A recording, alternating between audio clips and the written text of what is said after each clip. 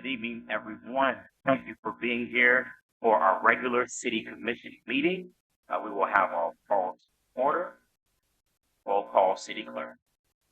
Commissioner Taylor, Present. Vice Mayor McCutcheon, Present.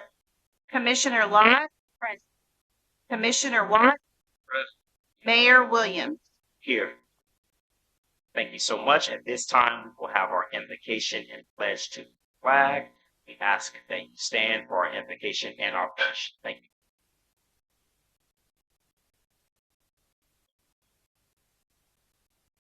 Thank you, Mayor. Thank you, Board of Commissioners. Before we enter into prayer this evening, I want to share a word from 1 Chronicles, chapter 29. And it says like this: Praise be to you, Lord, the God of our friends Israel, from everlasting to everlasting. Yours, Lord, is the greatness and the power and the glory and the majesty and the splendor. For everything in heaven and earth is yours. Yours, Lord, is the kingdom. You are exalted as head over all. Let us pray. Father in heaven, I come before you in the name of the Almighty Lord and Savior Jesus Christ. And I thank you, dear Lord, before asking you, I thank you, dear Lord, for all the blessings that you have bestowed upon us. Thank you for the opportunity that we have to gather here as citizenry and governorship, dear Lord, my God, dear Lord Jesus, because you have brought us together, dear Lord, and you've given us a chance to voice concerns, dear Lord, my God. Dear Lord, your word says that you will bestow wisdom generously on those who ask you for it. And therefore, we come tonight asking you for wisdom. Won't you guide this meeting, dear Lord, my God? Won't you guide every decision that is to be made tonight, dear Lord? Because it is your will that we seek. I pray, dear Lord, commissioning board, I pray, dear Lord, my God, that you would give them wisdom, dear Lord, my God, as they listen, dear Lord Jesus, to everything that is presented before them. And that it be you, mighty God, dear Lord Jesus, that brings everything to fruition for the betterment of this city, dear Lord. And make them to you. You're doing wonders in this city, dear Lord. But we need your guidance. We need your will to be done, not ours, dear Lord. Thank you, dear Lord. You are almighty. You are omnipresent, dear Lord. And you know all things, Father God. Thank you, dear Lord, my God, because I know, dear Lord, that you are going to bring unity, dear Lord Jesus. The person to live is peaceable for God. And I pray for unity. And I pray for peace that passes all understanding, dear Lord. I pray, dear Lord Jesus, that you would guide part of this meeting and that above all, your name be glorified. In Jesus' holy and precious name, in the mighty and matchless name of our Savior, I pray. Amen, amen, and amen.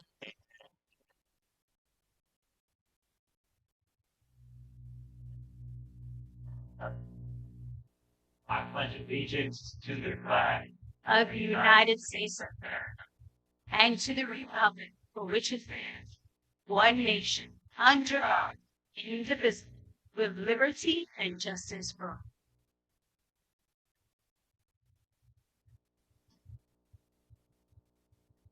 Thank you so much, Pastor Linda, for that powerful prayer, powerful invocation.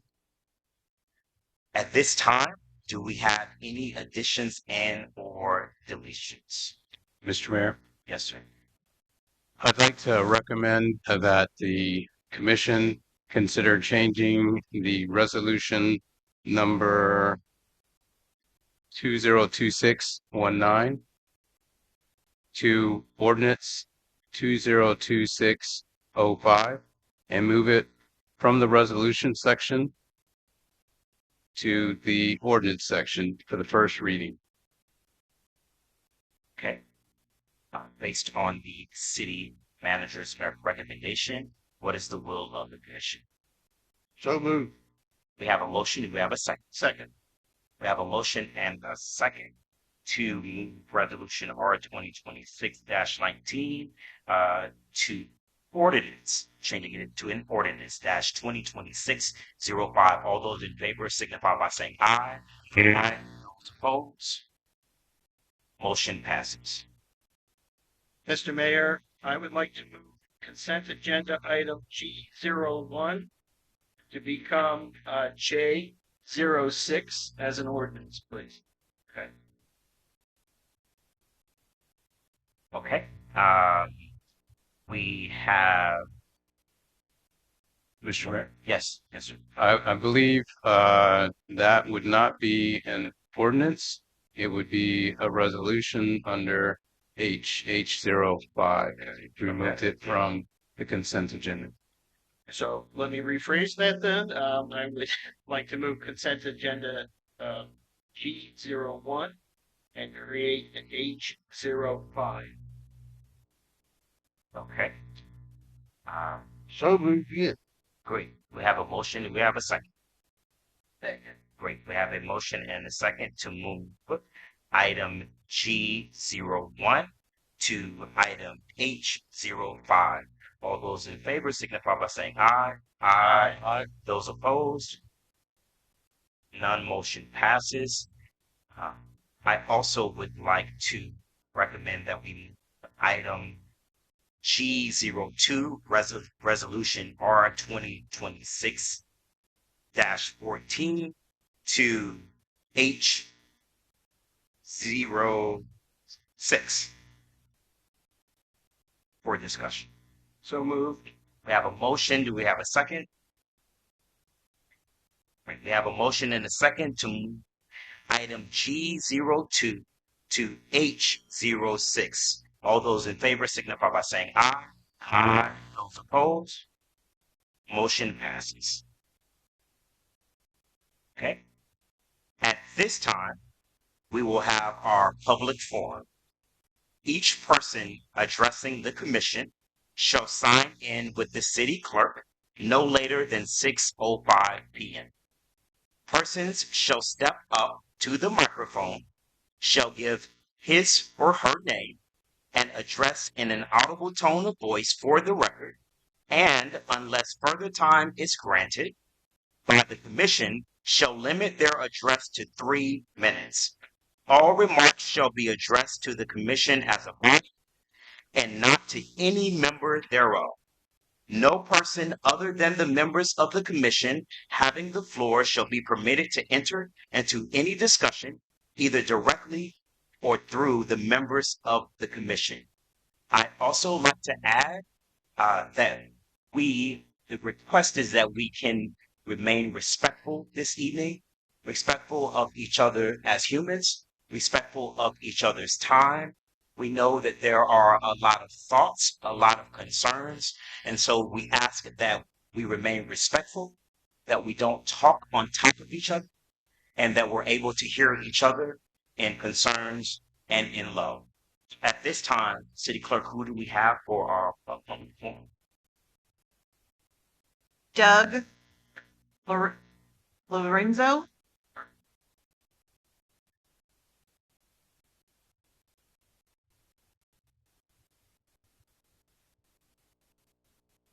Sarah Bletsonis.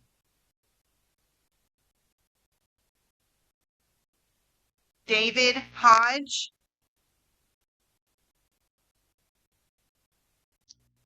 Deborah Rao.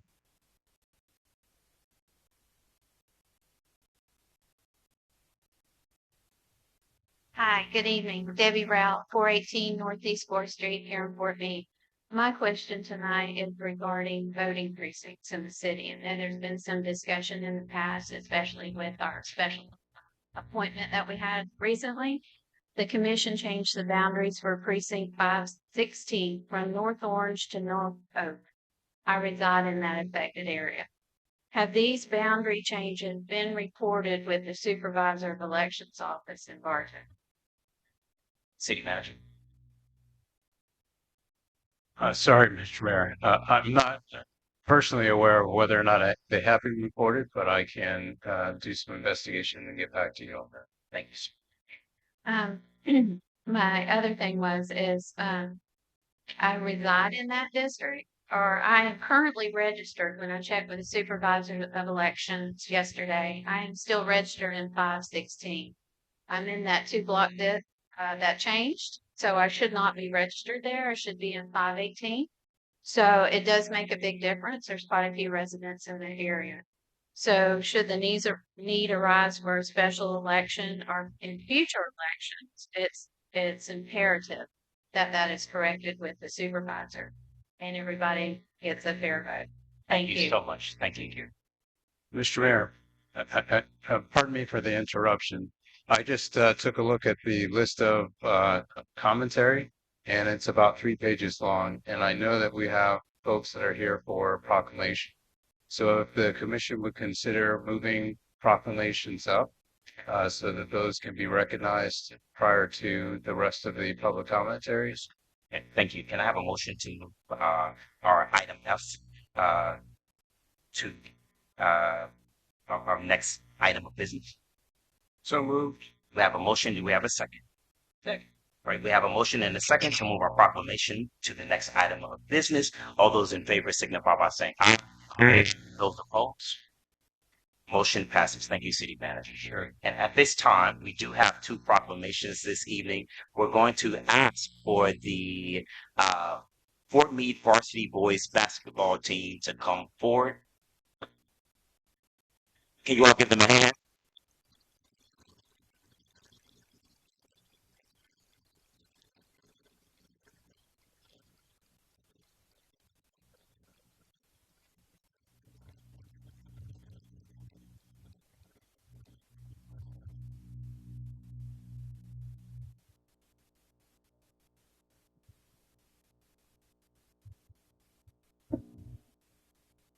Right, thank you. I have a loud voice, but because we're on YouTube, I'll use them this evening. First, thank you, gentlemen, for being here. Can you give them another hand? Okay,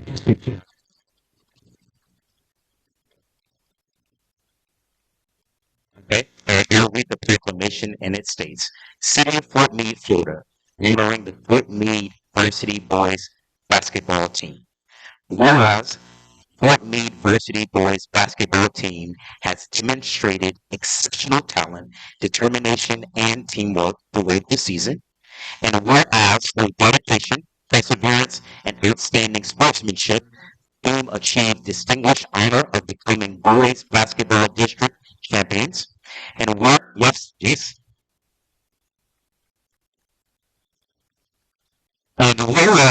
this remarkable accomplishment reflects not only the hard work and commitment of student athletes, but also the leadership and guidance of their coaching staff. Can we give it up for the coaching staff? As management of for progress and support of the Fort Meade community, and whereas the success of the Fort Meade Varsity Boys basketball team brings pride and recognition to the city of Fort Meade and serves as an inspiration to students and residents throughout the community. And whereas the city commission wishes to recognize and celebrate the players and coaching staff for their dedication, discipline, and outstanding representation of Fort Meade, both on and off the court. Now, therefore, we proclaim that the City Commission and of the City of Fort Meade hereby congratulates and honors the Fort Meade Varsity Boys basketball team for their district championship victory and proudly recognizes each player with a certificate of excellence in celebration of this outstanding achievement. They have further proclaimed that the City Commission encourages the community to join in celebrating tremendous accomplishment and extending congratulations to the team and coaching staff for their well-deserved success. And witness whereof they have here until set my hand and cause the sign of the city of Fort Meade, Florida, to be affixed this 10th day of March 2026.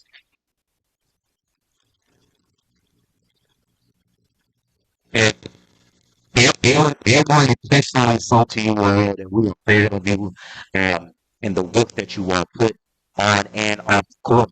I'll tell you one of your games that I attended.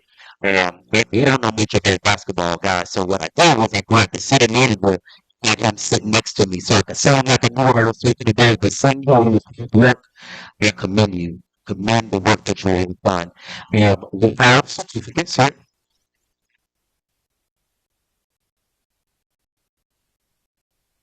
Okay. Right. And so if you are as with phone, and if you can come up and grab your certificate, we'll have it so the public knows what we have here. Certificate of Achievement. The following award is given to, we'll say the name, Fort High School Boys Varsity Basketball Team District Champions. First certificate goes to the current boy.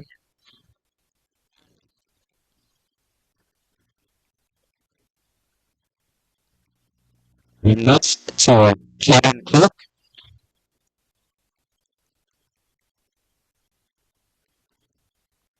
Okay. Next we have Brian Wilson.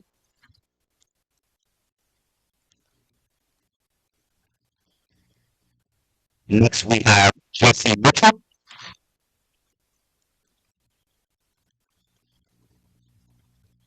Okay. Next we have Samuel Swan.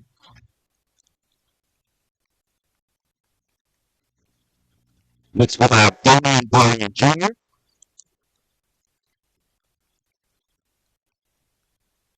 Jordan Dennis.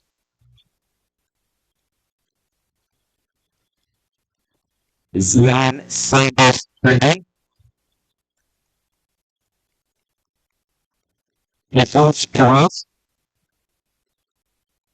Absent the vote, we'll go down to Antonio Glover.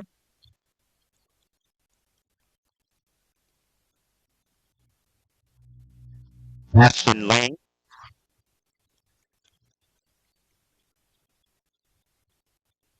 Coach Brussels.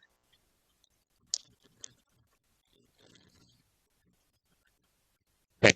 You saw what the girls, and again, we appreciate you all. These certificates are on behalf of the city. The actual jackets are on behalf of myself and my business partner, Mr. Remote. Thank you very much. It's not for the fan. We have looked to go to the ground with the people around. Thank you. Yes, ma'am. Thank you. Thank you. Yes. Yeah. Okay. City let's Commissioner Whitman, get on where you fit in.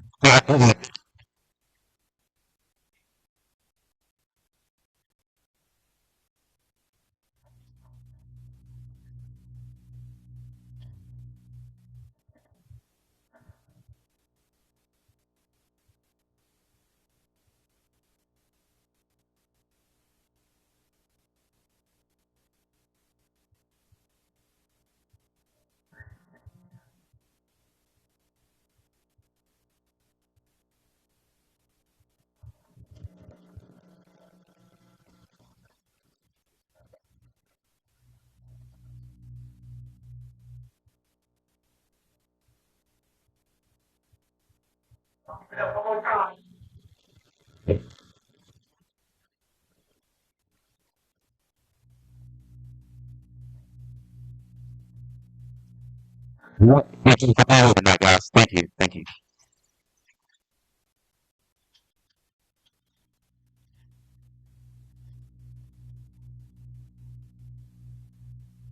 All right. We really want to make sure we continue to celebrate our kids and the effort that they put, and not only just on the court, but off the court. So thank you all for being here. Our next briefing motion, I'm going to ask that Ms. Shonda Nelson comes up for me.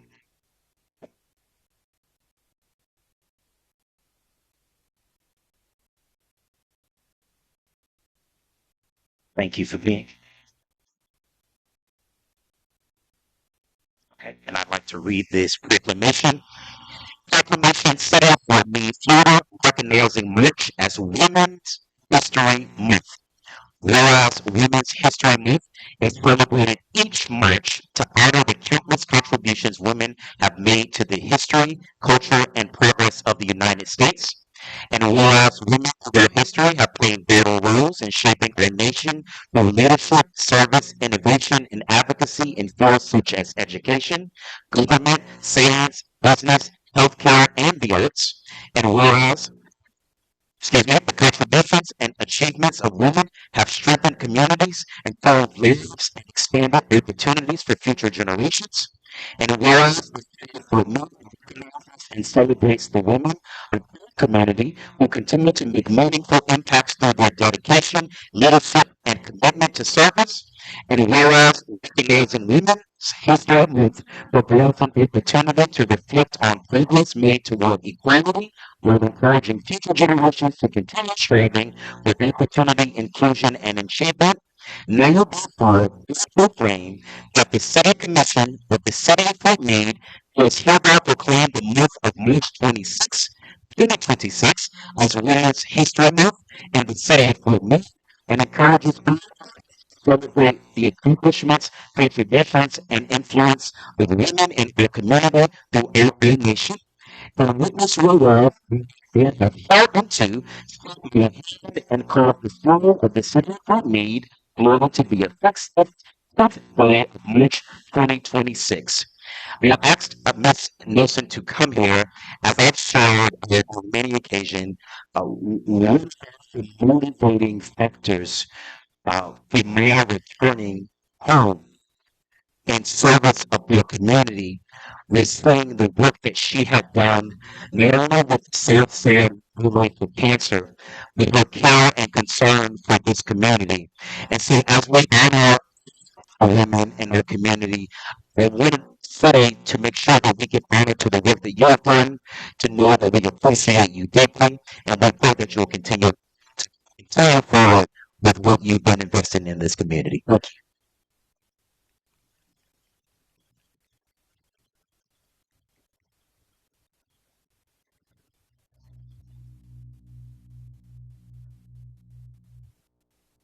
you. And thank you. I actually want to share personally, seriously here. I had an opportunity to share this at our groundbreaking ceremony, but if we can, I'd like to share again. When we moved north to Miami in 1996, and we got straight. There's a thing, it's for me.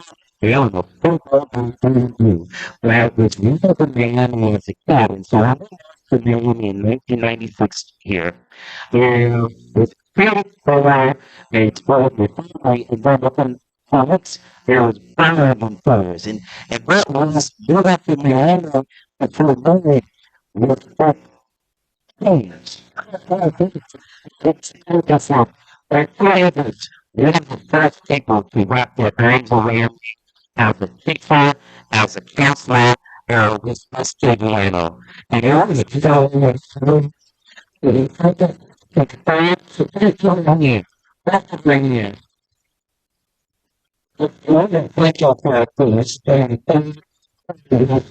About money, but it's trying to figure out your path. And this like a job, they don't have to fight to know. You know, the fact and therefore, thank you, maybe they like for history.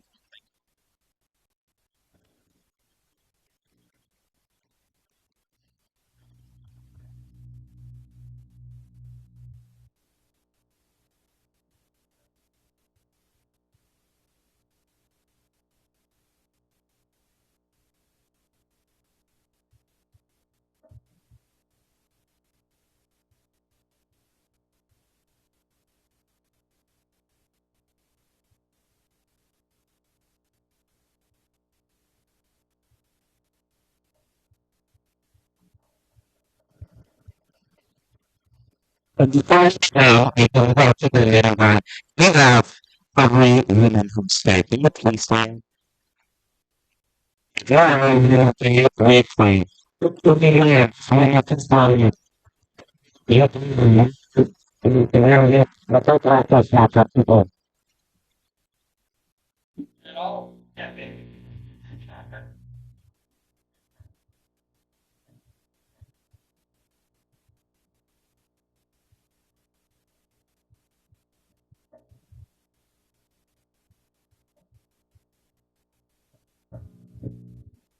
Okay. Now we will resume with our public forum. We want to encourage you all again. Let's remain respectful. We want to make sure everyone is heard. Also, as you see, we are in a new location. And so the acoustics are different in this location than they are in our city hall. So we ask that you would speak into the mic, that you would state your name and address for record, and then you can voice your concern. As a reminder, uh, each person is limited to 3 minutes. All remarks shall be addressed to the commission as a whole and not to any member thereof. No person other than the members of commission having the floor shall be permitted to enter into any discussion, either directly or through members of the commission. City Clerk, who do we have next? Dustin Burke,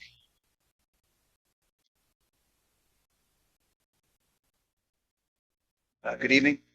Dustin Burke, 2036 Street Northeast. We often treat popularity as the ultimate validation of leadership. If a room is full, if public comments are overwhelmingly positive, if a crowd is cheering, we assume the decision must be right. We use the will of the people as though majority sentiment alone can make something legitimate. But history warns us otherwise. The same crowd that lifts a leader up can turn just as quickly. Public approval is unstable. It rises and falls with emotions, expectation, and circumstance. 2,000 years ago, a man entered Jerusalem to the sound of celebration. People spread their cloaks on the road and shouted Hosanna, treating him as the answer to their hopes. But the man at the center of that celebration was not fooled by the noise. He looked at the city and he wept because he understood that the crowd did not know the things that make for peace. There is a difference between popularity and legitimacy. Popularity is driven by current opinion. Legitimacy is grounded in principle. Governance begins to fail when leaders stop asking what is right and start asking what will get the loudest applause. When an official governs by reading the room instead of honoring the standards of the office, public trust begins to erode. A loud room is not the same thing as the right decision. That is true for those who hold office, and it is also true for those of us who stand at this microphone. We create the crowd illusion when we praise leaders only when they do what we want and condemn them when they do not. Our approval does not make a leader right, and our anger does not make a leader wrong. A healthy city depends on something sturdier than applause. It depends on leaders willing to do what is right, even when it is unpopular, and on citizens willing to judge decisions by principles rather than pressure. The most dangerous place for a leader is on the shoulders of the crowd. Fort Meade will be safest when its leaders are guided not by the loudest voices in the room, but by sound judgment, steady principles, and the things that make peace. Thank you. Thank you.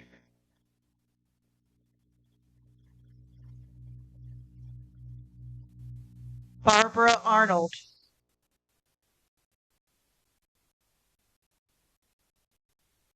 Good evening, Barbara Arnold, 624th Street Northeast. Y'all know I'm going to ask, how is our grants going?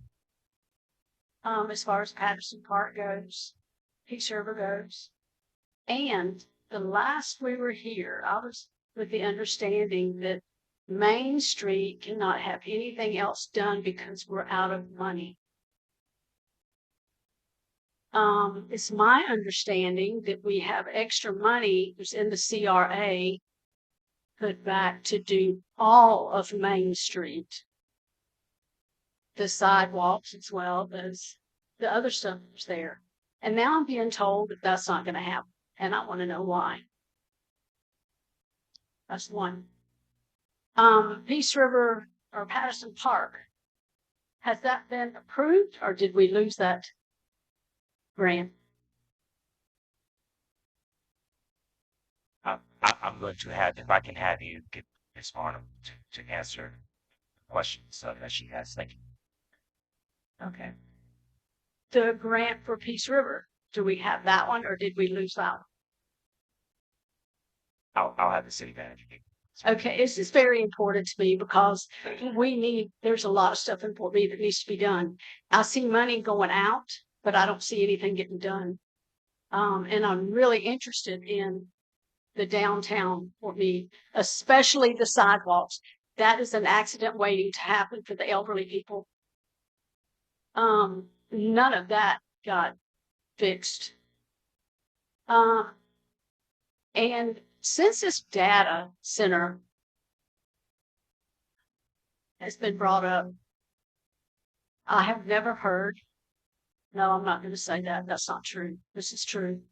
I have heard a lot of ugly things said because I had a lot of ugly things said about me when I was a commissioner.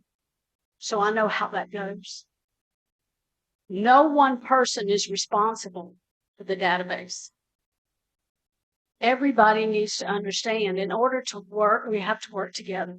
And this is something I'm going to say, and I want everybody to understand I'm not directing it to one side. I'm directing this to the city of Fort Meade. It's the city of Fort Meade that's racial.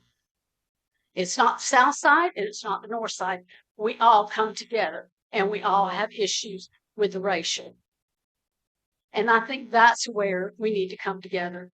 And I honestly feel like this data center will do wonders for Fort Meade. Thank you. Order, please. Okay. Order. Okay. So I need everyone to listen to me. The one thing that we asked, and I'm going to remind you, is that we be respectful to one another. I understand that there may be different opinions in the audience, but we are going to be respectful this evening. Okay. Thank you very much. And our next name. Scott Lynch.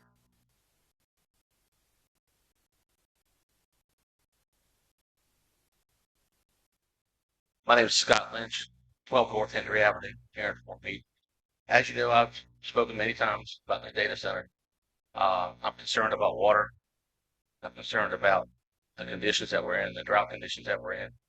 I'm concerned about a lot of things, and I really feel that when Stonebridge came to talk to us, I feel that they're just not giving us all the information, even though they're providing us information, but I just don't feel like they're being 100% accurate. The water usage has changed several times. I know they want to use a closed loop system. First we're at this, then we're at this number, we're at that number, this number. History dictates all these other towns that have these different data centers. None of them like them. And I urge the commissioners, and I really appreciate your time, some of the extra efforts that the commissioners have made in the past about some of the issues. But please remember that the citizens of Fort Meade, we're here. We don't want this. We don't want the data center. We feel there's a lot of things. Now I know the city probably needs the money, and there's a lot of in the money. And his comment over here about what we need to do and how your decision is going to be based upon what the city needs are, and maybe not necessarily the citizens. Just remember that we feel that you should at least honor us and consider this data center. And as you can see, we're in a packed house, and I really feel that the water consumption is going to bite us in the butt later on down the line. And please make a rational decision. That's all I really want to say. Thank you.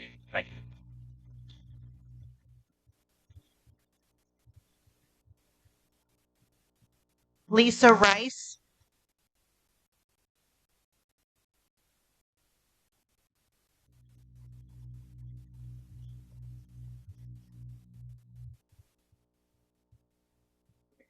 Commissioners, Mayor, Vice Mayor, everybody else. My name is Lisa Rice, 504 North Pine Avenue.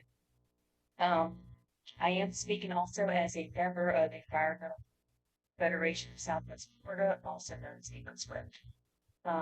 We are being represented, so once you know who we are. Several concerns and about the data center, obviously. Since I live less than 2 miles away from it, I know the noise, I actually kind of dismissed the noise as a problem. I'm like, oh, it won't bother us. Well, the hyper data centers actually use different types of sound waves. They can actually go through walls up to 2 miles away. 2 miles away. This is stuff you don't hear, but in the long run, it can be sleep disturbance, cause hypertension, and heart failure, just to name a few. So I encourage you to look into that. Florida Fire Department has been growing. They are used to fighting business fires, home fires, car fires, bread and brush fires.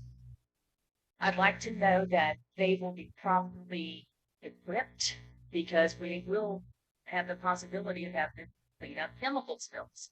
Forever chemicals are not fun, just what they are forever. And even though it's 2 miles away, it will get to us more quickly. We need to make sure if this goes through, they take the proper steps to take care of the fire department. I do understand the closed sleep water system a bit better explanation. It is what's called a hybrid, but it still has chemicals in the other loops that do evaporate. There will be pollution, sludge that will be, not possibly, it will need to be disposed of. This needs to be addressed. We need to know where it's going, how it's going, making sure it's regulated and it's clean. First, I was not notified of the proposed data center until the city approved the original PUD after the zoning meeting. And also, I was only notified of this hearing of it last 4 or 5 days ago. So we do. I don't know what I'm saying there. I just know that we need more time to go over the agenda and collect it to be out better so we can research. And second, the city should make sure it has all the information it needs about the impacts of the data center before approving it. There are significant gaps in the information right now, gaps that, if invited, the PUD, Plan Urban Development, can assist you with. So that's a resource, hopefully, that you do take advantage of. Like I said, the data should fill in the gaps. I got so much in here, I can't get it, guys. I'm It's so okay. sorry. And Everybody here knows me, so. indeed, and Ms. Rice, that is your time. 3 minutes. Okay, but I just ask that you vote for what's best for me and its constituents. Thank you. Well, that. Raul Alfonso, Also, as Mr. Alfonso approaches, in case anyone needs to reference time, the time is there on the monitor. Thank you. Hello, my name is Raul Alfonso, 313 South Orange Avenue. Thanks for letting me speak. I surprised you, but I'm concerned about the proposed hyperscale data center that you guys are going to be voting on eventually. I acknowledge that you've been researching the data centers, having regular discussions with the developer. However, I understand that most of you haven't physically visited one, especially at the massive scale that this one is. The developer Stonebridge has no prior experience building these hyperscale facilities. They assure you that all common issues like excessive water use, energy strain, noise pollution, and environmental harm have been addressed in the designs. But every data center developer claims to use the best equipment, safest setups every time they build. Whether it was last year, the year before that, 5 years ago, they all claim that they're using the newest stuff that's the best. The problems that are going on, though, worldwide, aquifer depletion, grid blackouts, community disruptions, as well as health and well-being of the communities. Before finalizing on any votes or authorizing within our city limits, I urge you to pause or impose a moratorium and use this time to visit an operational hyperscale data center with a power plant, because that's what they're talking about putting in on this thing. If it's not what they have already proposed to put in, it's what the state, the feds want to put in so that they believe it won't affect our electric prices. Bonus points for recording your visit to share the residents that you represent. Speak organically to the nearby residents of that hyperscale data center about their impacts. Maybe speak with their Chamber of Commerce or their local realtors to ask about the impact that developers had on the community's families. Commission an independent third-party environmental study, including specialists in protected species like the Dover tortoise, sand skink, to assess the risks of our local ecosystem, because it's right in the middle of that green zone, protected green zone. And finally, check with the other places around the country that are putting in pauses and moratoriums on data centers that have already built some of them in their areas. To fully understand why they're putting their pauses and moratoriums on these in place, it's just a prudent step to ensure informed decisions and protect our water, grid, and community. Thank you for considering.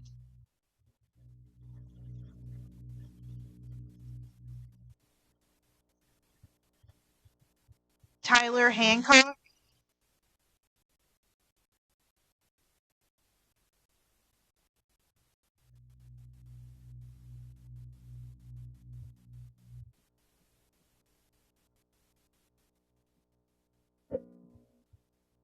Good evening, Commissioners. My name is Tyler Hancock, President of 630 Bryan Avenue. I'm speaking to the Commission today as a member of the Environmental Confederation of Smith. I will be adversely affected by this massive data center. Specifically, I am concerned about how this may affect my recreational activities in our beautiful city. Our city is home to parks centered around the Peace River, which is partly fed by small springs and lakes. The excessive use of water. The coolness facility has the potential to decimate the water level or output entirely from these small springs in one area for sure, but potentially other areas as well. In addition, the emissions from their backup generators stand to potentially cause serious concern for air quality. Lastly, the forever chemicals that allow these facilities to achieve a closed loop system have a potential to leak and discharge into our water, and that may cause issues with the drinking water. Big concern. We were not made aware of the proposed AI data center until after the city approved the original PUD. I find that new. I notified of this hearing on March 6th, about 4 days ago. Lisa, not a long time. Also, this AI data center is not consistent with the city's comprehensive plan and land use regulations. This development will forever change the character of this town, quietly, to an industrial hotbed. No other industries like recreation, tourism would be interested in bringing any business here. And these are businesses that can actually give us service that we can actually benefit from. Additionally, an AI data center is not permitted as an industrial PUD for our city. It is a heavy industrial use that likely cause significant harm on property. The city really should work with the Southwest Florida Regional Planning Council, which has more resources and expertise to advise the city. All the advise the city on this unprecedented development. And I'm not sure why that hasn't happened yet. The city should postpone this vote in this hearing until we receive all the needed information that we're missing and have time to review it. The city should deny the resolution that would development of this data center as proposed. Thank you, Commissioner, for hearing us.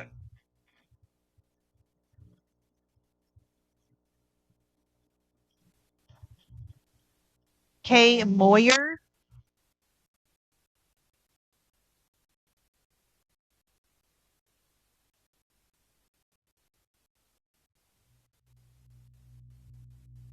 And as she comes, I just want to remind us, thank you all also for the respect that you all are showing in the space. Know that if you make any noise, clap or otherwise, so while someone is speaking, it may be difficult for others to hear in the back. So we just want to make sure that we're courteous to each resident so everything that they're saying can be heard. Thank you so much, Ms. Thank you. Thank you. My name is Kate Moyer. I've been a resident of this town for going on 50 years. I don't know. Sorry, Ms. Boyd, if you can give us your address. 504 North Pine Avenue. Thank you. And before that is 47 years at another place. Okay. I do not know if the data center is good for us. If it is going to benefit more than hurt. Anything new is going to be this or that, good or bad, and how much. I don't think the city knows is it good or bad. I think the more education. I worry about the water. We have low water now. And I'm not saying no, but I think the city should really sit back and say, wait, let's see what we're putting our feet into. Thank you. Thank you.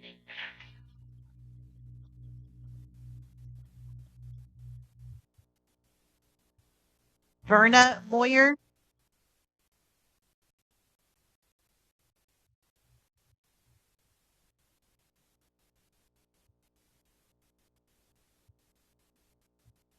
A lot of us in this town. So I'm Verna Moyer. I'm at 15 South Cleveland Avenue. I have invested for 25 years, and I have raised my children. Good town.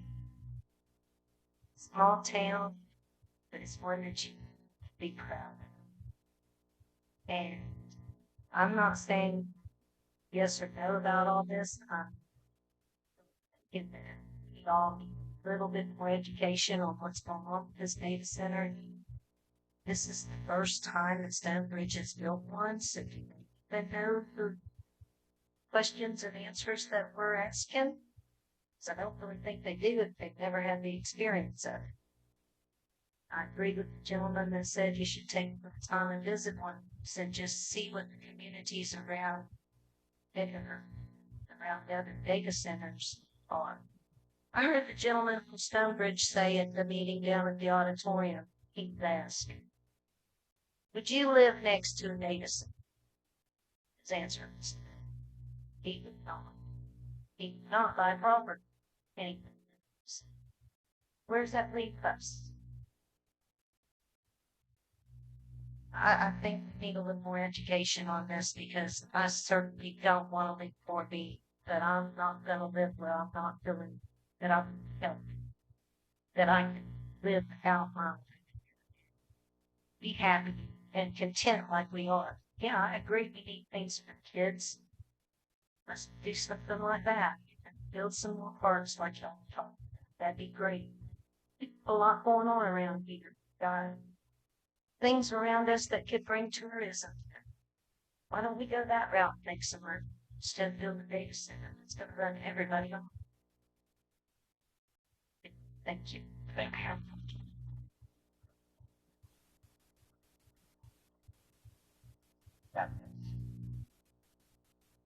Ron Martin.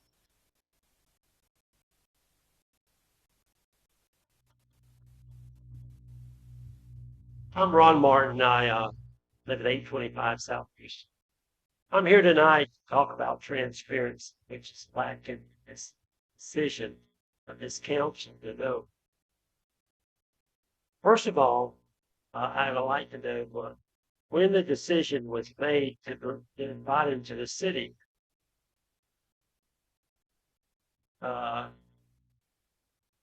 And I'd like to know if Drumco was the interim city manager, was he a developer when he was sitting on the council?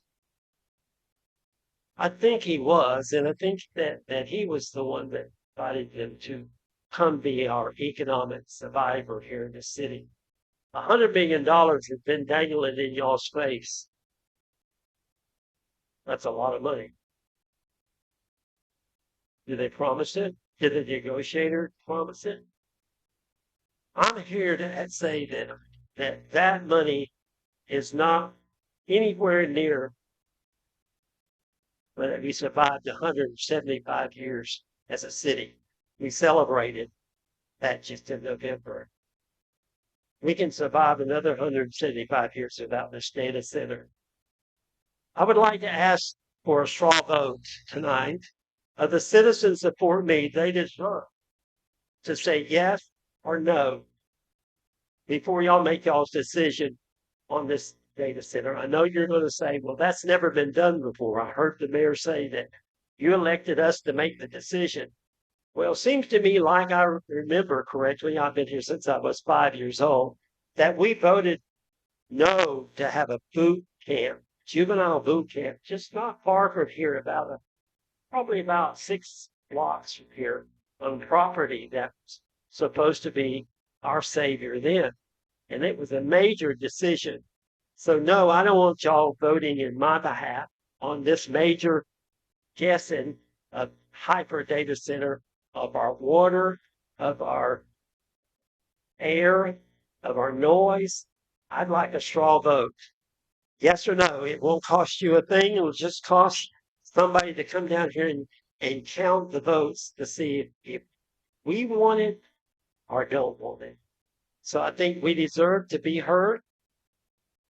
Some people won't even come up here to the microphone because they're too scared. I've never had been scared of the microphone. But I think that we should have that vote before you vote. Thank you. Thank you.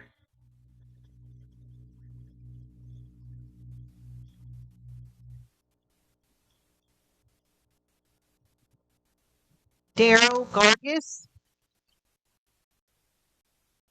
My name's Daryl Vargas, 104 Southeast 2nd Street. Lived there for 52 and a half years of my life. I come at night, line item H-01. It's the borrowing of money from the bank to finish up the data of the library. Yes, sir. And at that time, when we get to that item, you'll be able to speak on that item that's listed on the large. It's not in the public. We're just talking about data center in public. Are you referring to item H01 regarding the line of credit for the multipurpose building? Yeah. Yes, sir. So when we get to that resolution, Yeah, you'll have an opportunity, yes, sir, to speak on that item. All right, thank you. And we have next. Keenan Crumb. Kanan Crumb. Hi. Sorry. That's okay. So I'm just gonna read what I wrote. So Oh, yes, sir. Can you state one more time your name and address? sure. Cheyenne Firm, 1706 Mount Pisco Road, here in town. So Stonebridge has changed their parameters many times so far, and it'd be naive to think that that will continue to happen as this progresses, especially considering this is the first hyperscale facility they've ever built. In an interview with Miles Vance, Doug Furstenberg stated exactly that.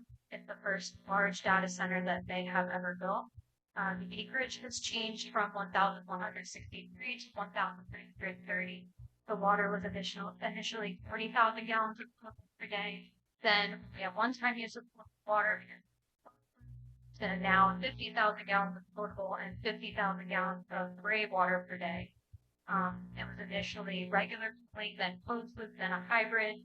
If they use closed loop, forever chemicals will enter our water supply. It was initially 50 jobs, then 100, then 400, but the requirements for those jobs are not anything that we'll have. They will be bringing people in for all high-paying jobs, likely only hiring locals for janitorial positions, nowhere near the median common salary. That was stated when they were at the auditorium. They listed the requirements, and there's virtually nobody, I believe nobody in town necessarily has those exact requirements. There will be noise pollution, light pollution, air pollution. Anyone within 5 miles is at risk of the air pollution. All of Fort Meade is within 5 miles. That's a fact backed by science. If it weren't, the Florida legislator wouldn't be considering a resolution right now that wants to ban data centers within 5 miles of residential areas. Children and the elderly will feel the effects first and the hardest. Our aquifer will be affected for generations to come. an article from a Polk County news group summarized it nicely, so I'll quote them here. Promises of jobs and tax revenue ring hollow to many when the projects scale enough electricity for roughly 900,000 to 1 million homes, comparable to a major city, threatens local quality of life and infrastructure in a community of just 5,300 people. Critics see the benefits as uncertain or overstated, while the burden feels immediate. So please do the right thing, prioritize people over profit. And I just have one small comment too. Your jobs are public service. So while it isn't important to do what you need to do to get applause, it is important to represent your constituents. So if the majority doesn't want it, it is in your job description to listen to the majority. So please listen to constituents. Thank you.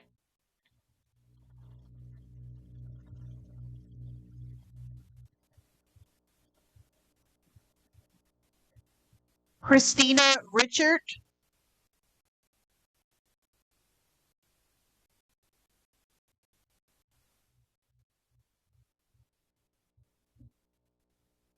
Hello, Christina Reichert. I'm a senior attorney with Earth Justice, and I'm here on behalf of the Environmental Federation of Southwest Florida and its members who you've heard already testify tonight.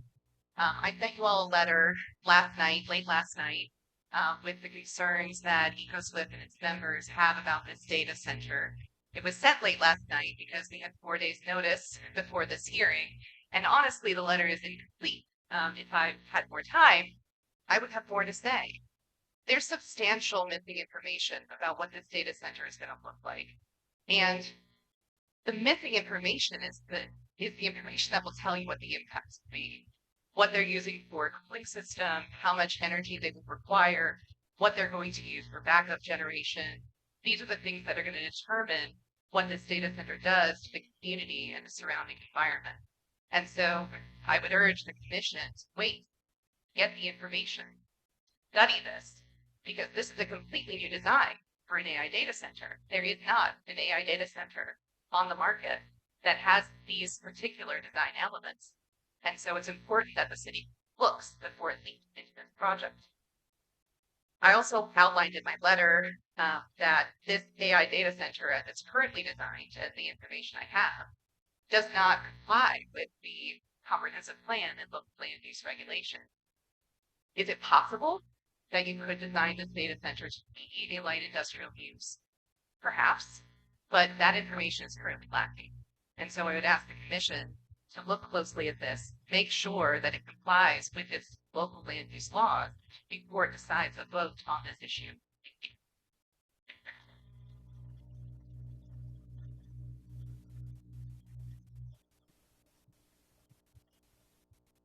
Heather Grant.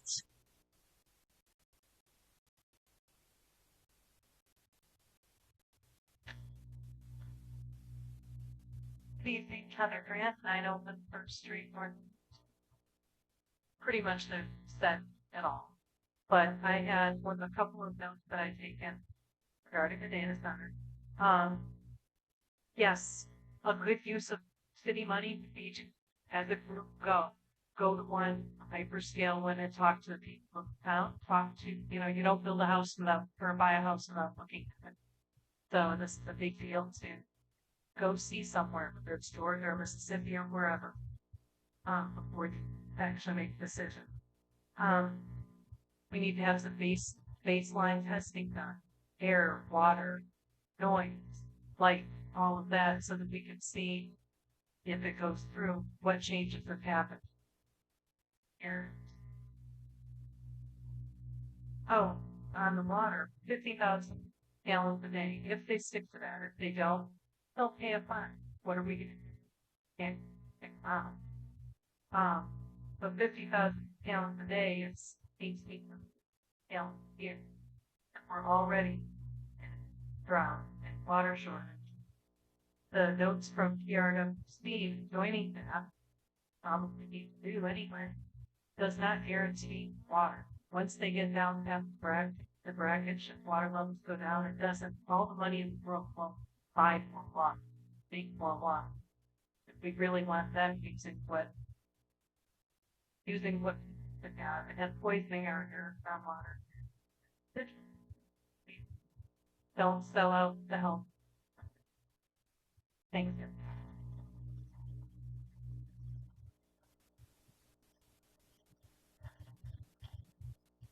Magdalene Dupree.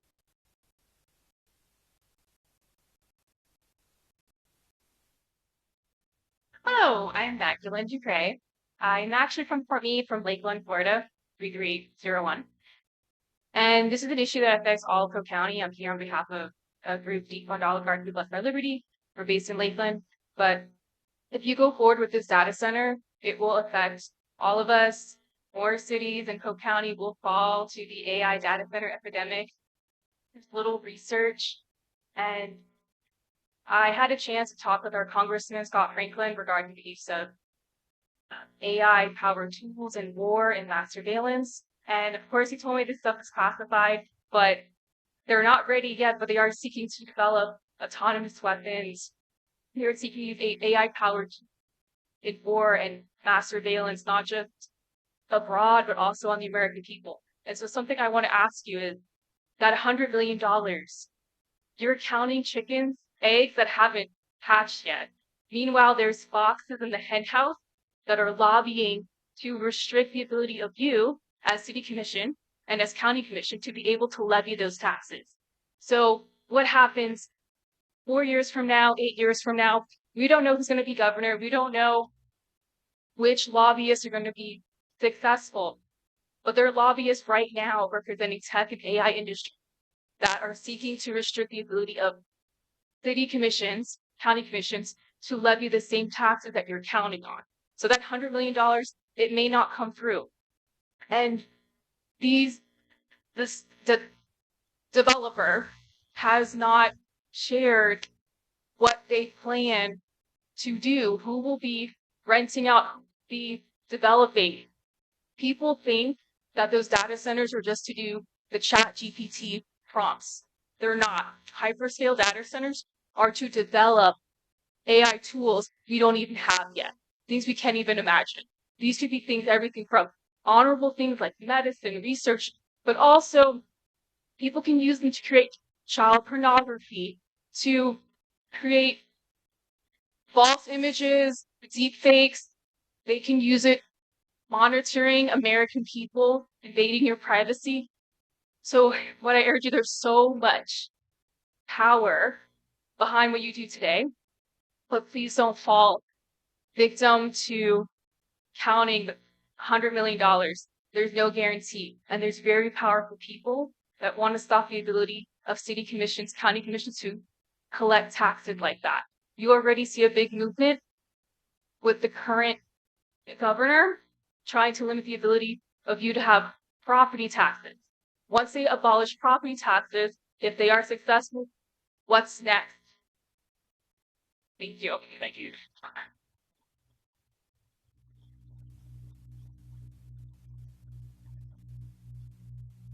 Sydney Brennan.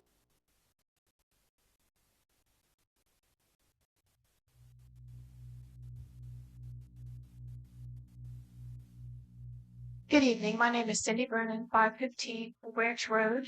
And I want to first of all thank all of you commissioners for serving our community. We appreciate you, appreciate the hard work that you do.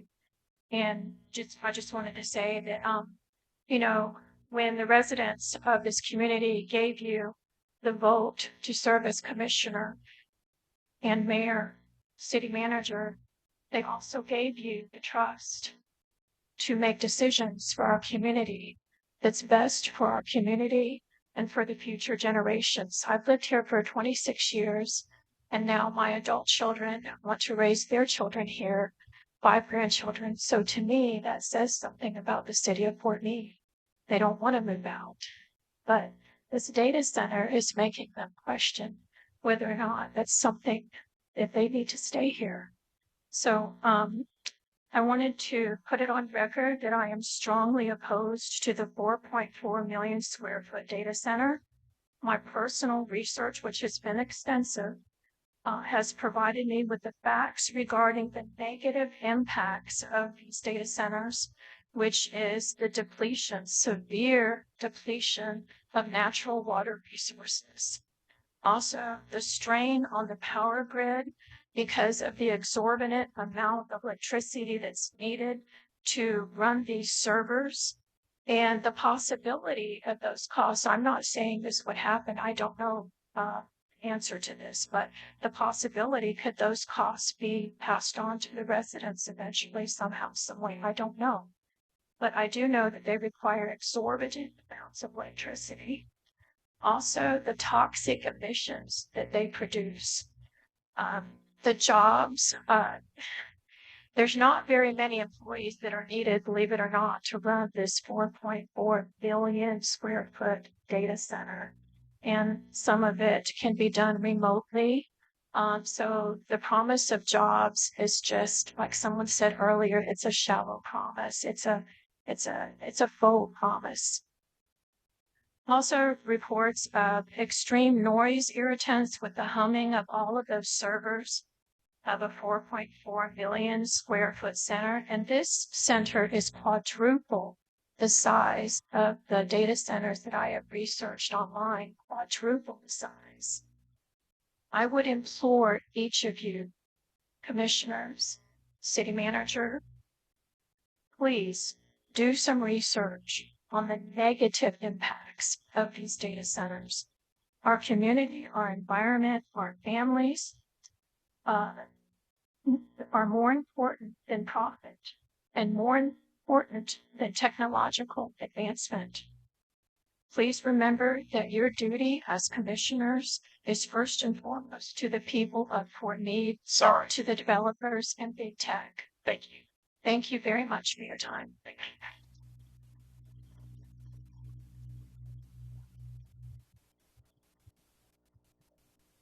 Leanne Vogt Smith.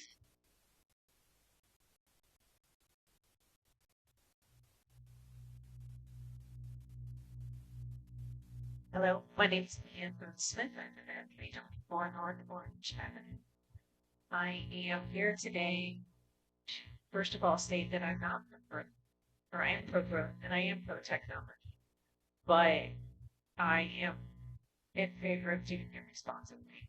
I've been a general contractor since 1997, a long time in the multimedia industry, which is exactly what Stonebridge does. I've built many, many apartment communities across the state of Virginia and Georgia, and I can tell you that I would have been like in a data center outside of the structure of I'm sure they will hire somebody to help them a little bit on the project management side of it, but they don't know what they're doing. They'll just hire consultants to come in. Also, with it being a brand new design, the first thing that came to my mind is I don't buy a new car. That's the very first model of that new car because something's going to go wrong. You just don't know what it is. So I wait a year, find out. My main reason for moving to Fort Meade was that it was in the center of the state. Because after I stopped building apartments, I went to work for JP Morgan Chase. And my whole point of moving here was that it was in the center of the state and I could get to everywhere from here. I'm sure they've thought the same thing. And that's probably why they're here. The land is available, the land is cheap. Hyperscale data centers have a 50-mile impact range, all different sorts of things. And there are homes that are, not a lot of homes, but there are homes within 1 or 2 miles of that data center. And that's not what was stated during. Those people will be vastly affected. Also, the state has now passed legislation where they are slowing down data centers. There are other states that have done the same thing. There's a big growth in the trend to do this responsibly because it's having negative impacts everywhere. And it doesn't take but a second to go online to see what they are. It's really hard to find information on people that are for these data centers.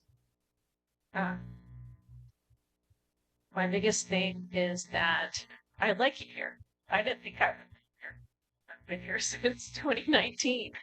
But I like it here. So, and there's a lot of nice people here and a lot of good things that can happen. I understand the city doesn't have a lot of money and it would be nice to have that big fat check. but there was nothing specific in Stonebridge's presentation about the terms at which yes, they did put it into phases, but what were the specifics behind those phases for when that money would come our way? I hope that obviously we don't have this information, but hopefully they get you that detailed information. Thank you.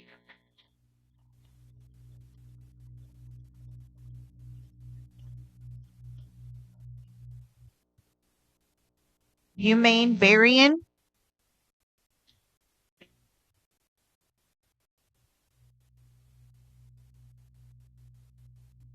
Cassandra Carlton. Okay. Robert Anzoli. Dola. Sorry if I said that wrong. That's okay. It's Rob Vance. The address is 6569 Lakeland, Florida. Here as your Democratic candidate for District 3.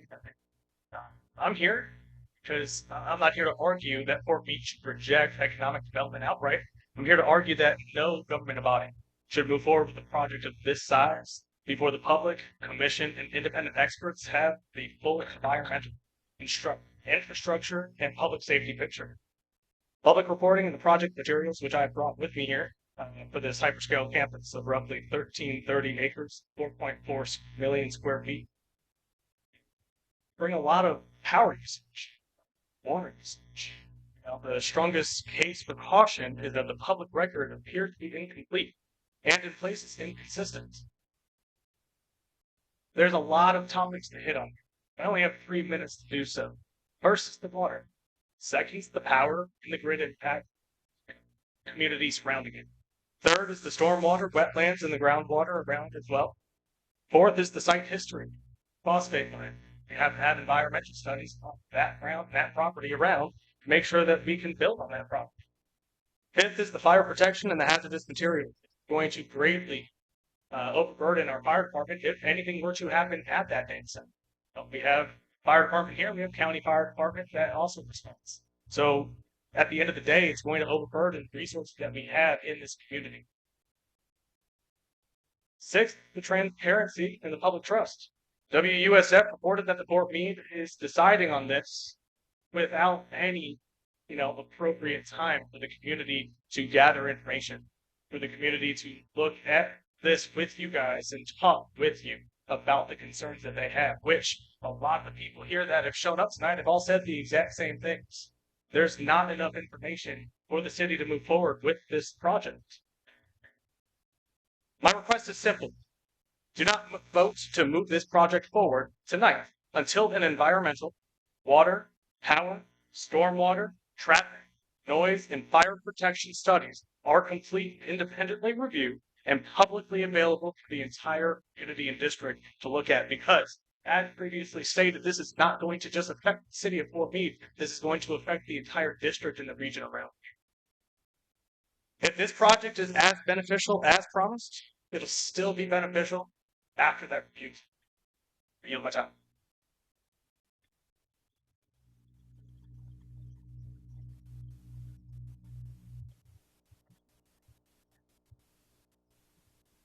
Josiah Stagan.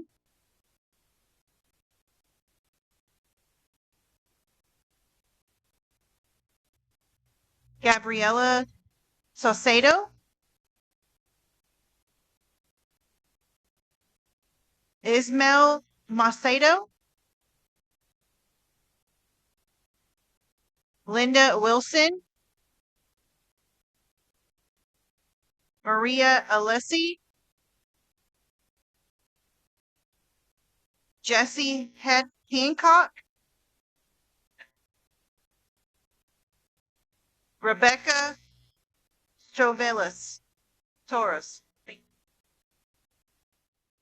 Hi to all you city commissioners during this meeting today. This is my first meeting, so nice to meet you all. You as well. You're busy. I am completely concerned with this. State your address, put it right. 107 South Henry Avenue, Fort Meade, Florida. I'm originally from Miami as well. I moved up here in 2015 to take care of both my parents. My mother had a stroke. My brother wanted to put him in a home. I took care of them both until they passed away in the house that I currently live in. I have wonderful neighbors. I feel this is an amazing, wonderful community. I've made it my forever home. And I intend to keep my property. Even though I'm getting, in the last 6 months, sales calls every day. Are you selling your property? I have no idea why. But that being said, I don't have the education that most of these people do, but I do know that we are in the worst droughts within the last 20 years in the entire, not just this area, the entire state of Florida. And it doesn't take, a genius to realize that something that is going to further impact the environment, which is already in complete suffering, where families that are running airboat services and rides are walking dry trails that they can no longer run their fishing boats and their airboats through, that has provided for their family for generations. And they're no longer able to do that just with the current drought. I just don't feel like this is something that should come into our community. That I'm newly joined, granted, but we have suffered so much through this past winter with all the freezes and all the devastation of that to the crops and the farmers in the area. And with everything else that's going on, I really feel like this is a very negative thing for the environment. The amount of electricity, I don't know about everybody else, but since 2015, I've never paid a higher electric bill. Anybody else? Raise your hand. I mean, my electric bill doubled this last 6 months that I've been paying it. Never had that using the same electric. So what's it going to be once the data center comes in and the water's more, the electric's more? I just feel like that and the environment. I enjoy having deer come up into my backyard. I didn't have that in Miami. That's not when I'm driving down country roads, but that being said, please consider the fact that the people that live here and that plan to live the rest of their lives here and their current generations going forward. This will have a major impact. And I don't have the data that they have, just common sense. And I'm not saying that anybody that has a different opinion doesn't, but really, I don't see this being any benefit to anybody. Thank you.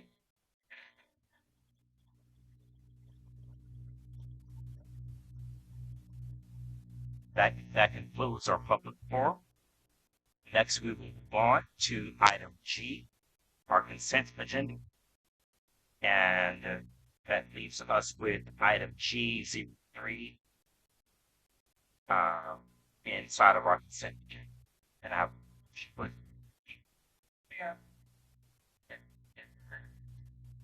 we have a motion. Do we have a second? Second. I have a motion and a second. All those in favor signify by saying aye. Aye. No opposed. Motion passes for the consent agenda. Moving forward to item H, resolutions. H01, resolution R 2026-16, line of credit purpose building project. Have you turn?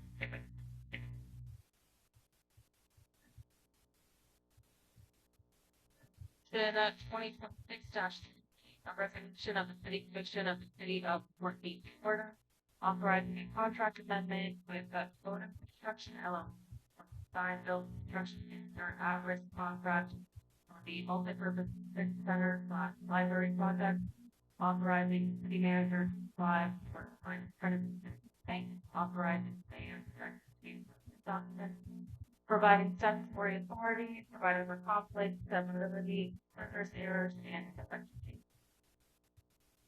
City manager. Thank you, Mr. Mayor. The owner's rep for this particular project is here, and so I would like to ask him to come to the podium to discuss the results of the GMP that came in, and we'll add additional comments. Thank you.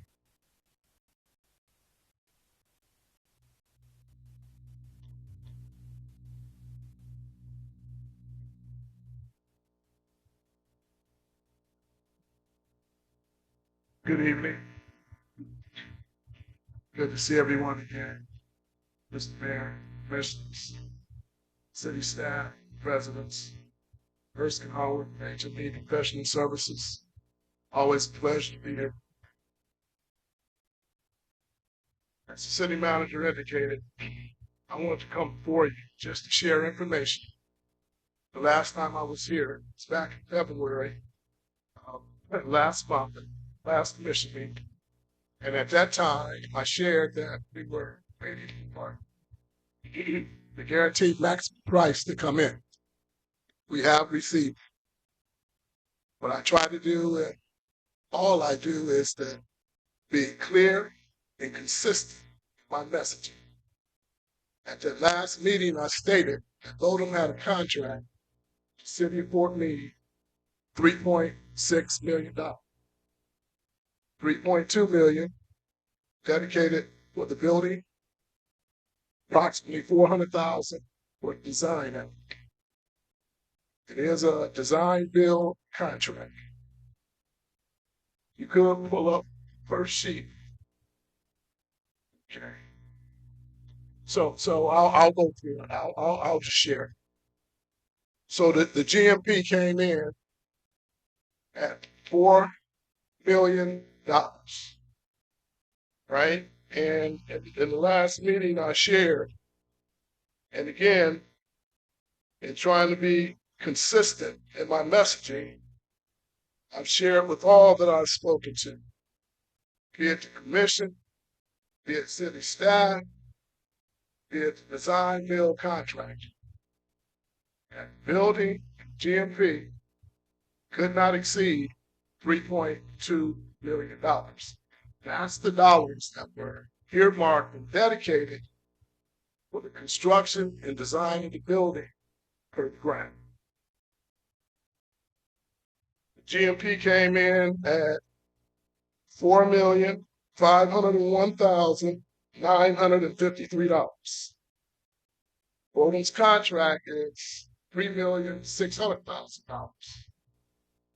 The difference between Bodum's contract and the GMP is $901,953. That number includes the building plus computers, cameras, and low voltage. Low voltage is just simply the Wi-Fi and fiber to get to the building to be able to have it. So it's I'll call it a $902,000 difference between what it came in at and what they were contracted to provide. Contract is clear. There are three options stated in the contract. A situation like this occurs. First option is terminate the contract.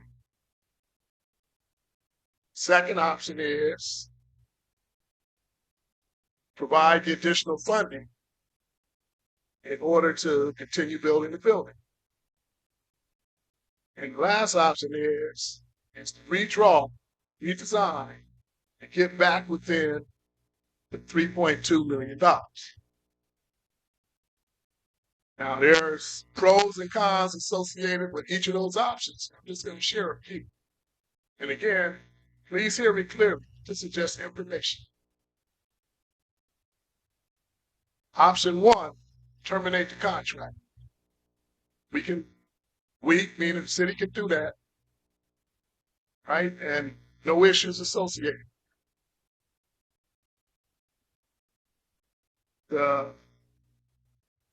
I won't say the downside, but the thing that I see associated with that is you're still going to be responsible for costs incurred thus far.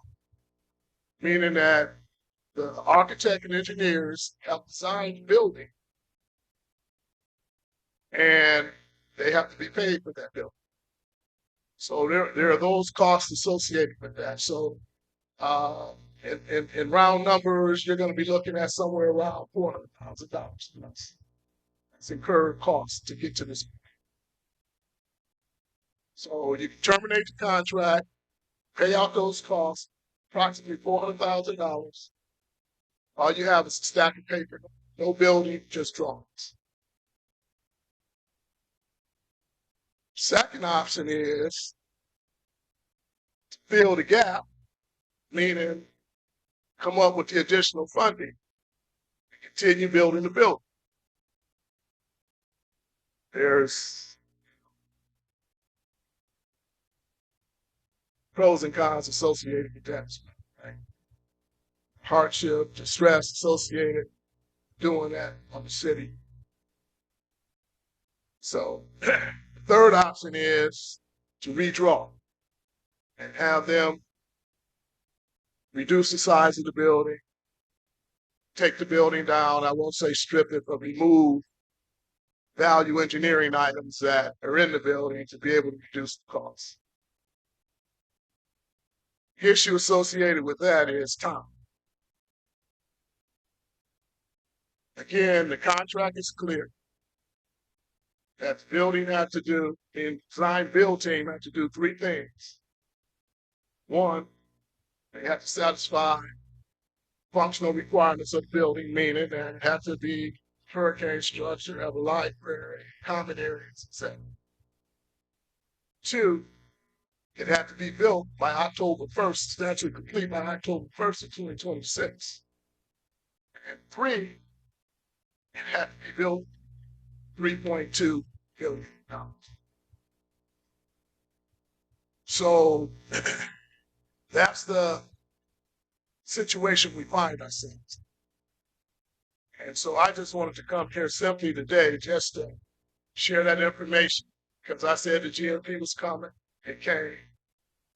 It didn't provide the type of information that I was optimistic and hoped it would. So now I share this information with you. So we all have the same information. One second. So part you've already done. Yes. Yes. Okay. All right. City manager. Yes, if I could offer just a summary in addition to Mr. Howard's comments. Effectively, the GMP came in overpriced, over what we expected, over the amount of funds that were designated through the grant process. We are left with a decision at this point whether or not we want to move forward. And Mr. Howard articulated the options available to us. But effectively, those options would amount to us not being able to utilize the grant funds. Okay. In terms of value, we would lose that $4 million grant. We need a hurricane shelter. We don't currently have a hurricane shelter, and that was the impetus for the grant funds to begin with, was to make sure that this community had a safe place to go in the event of a hurricane. And so whatever you think about a library, yes or no, we are going to be losing a hurricane shelter. Now, as far as the library is concerned, we need to evolve and adapt our library services. The old way of doing libraries that were book specific are not the new ways of doing libraries. It needs to be a new age technical learning adapted environment. And that's what you are going to get according to the plans that have been put together for this project. So there's two values that I see there, not only the hurricane shelter, but evolving and adapting the way that we provide library services. May I have one more thing to that? I didn't go all the way through dollars to give you a clear picture. I stopped at, I said the GMP was $4,501,953. Votem's contract was $3,600,000. Difference was $901,953. And on top of that, it was a 5% construction contingency added for $225,098. Project originally didn't have a contingency at all. So meaning that during construction, if something were to come up, whatever, unforeseen conditions would happen. There would be no way to pay for that, right? So what that 1.3 represents is the 901,953, a 5% construction contingency for $225.98. FF&E, meaning furniture, fixtures, and equipment, is not currently included in that GMP. And it was never included in the GMP. It was always going to be something that's going to be picked up by the city through the grant. So there's $150,000 in there for FF&E. And if you total all of those numbers together, it comes up to $1,277,051. That's what 1.3 billion is. And as you can tell, Mr. Howard lives in the numbers, and he broke it down very specifically. That is what you want in an owner's agent, somebody who's going to be able to live in those numbers and make sure that they hold the contractor and vendor's feet to the fire. I look at that as well as the bigger picture. There are people that enjoy the experience of libraries. And our ability to be able to build this using the majority of grant funds for it is an opportunity for us to give that experience to the community. And it's also a service to our community.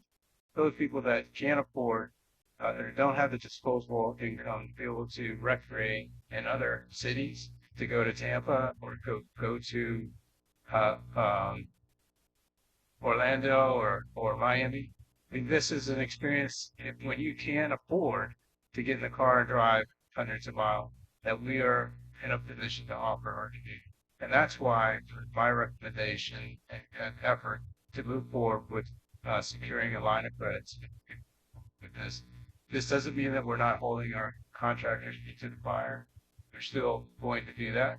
But it means that we can leverage the time requirements of getting this done by October. And we can also leverage dollars and cents. And if you should decide to move forward with the data center project, there is a backstop negotiated in that contract that may make it possible that we don't even have to tap into that line of credit. I'm sorry, $3 million. So I'd like to say this so that those who are listening can follow along. I know there's been a lot of information shared and a lot of words shared.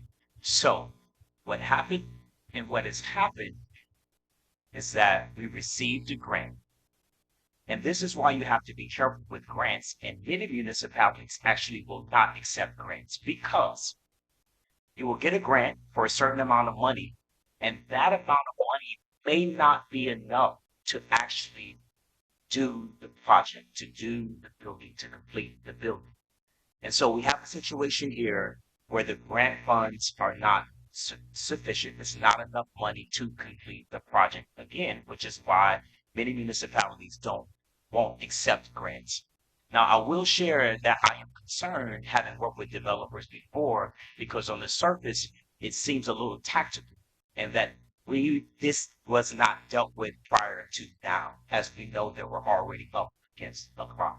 But I want there to be an understanding so that the community is aware the dollars that we have, the grant, are not enough dollars to complete the project. Now, Commissioner Watts, I know that you have a question and comment.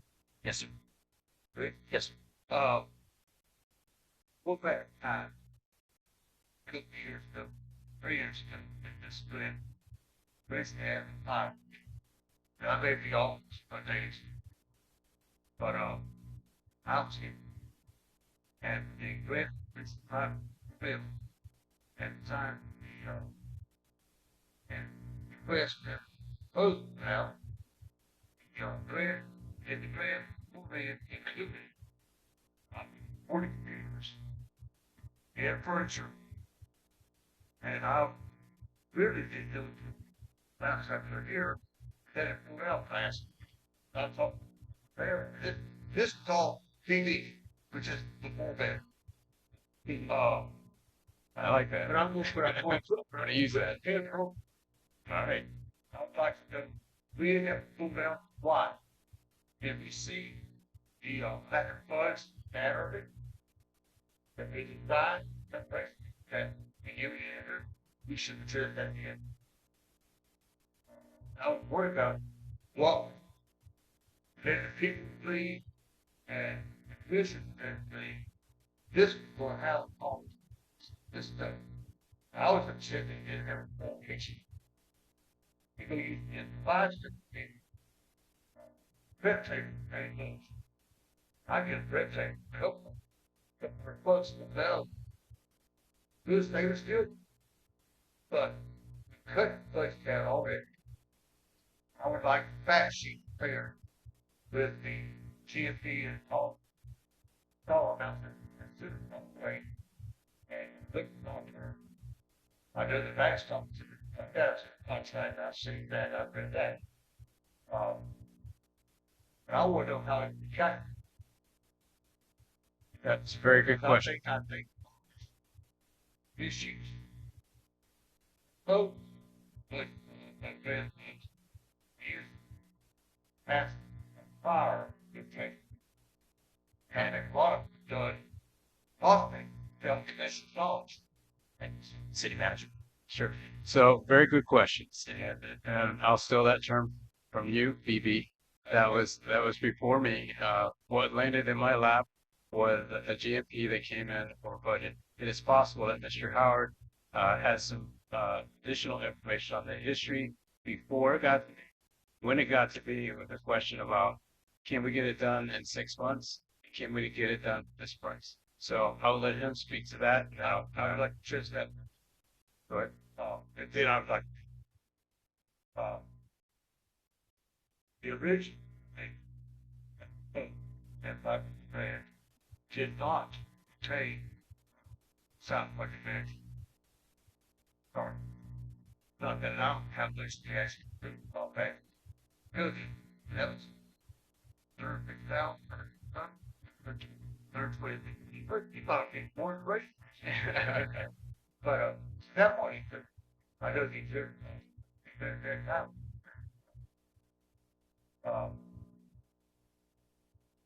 And I'd like to know how we got to that. And well, not only this issue, but I would like to get right. And budget down. That is that budget in my opinion. And to him, fine. Rely fans. That's not good to see. And those not much very now. That's the Right, Commissioner wants to put a lot on the table. Right. Please respond. Sure. So you're absolutely right. We can't rely on grants. That's a one-time shot in the arm. It's a sugar high, but we have to figure out with those grant funds how we can be sustainable, which is part of why I think you brought me in. So, but to speak to your specific question, the time that it would take for us to delay puts us in greater danger of losing that $4 million. It's going to be difficult as it is now for us to be able to get that building done before the grant funds would expire.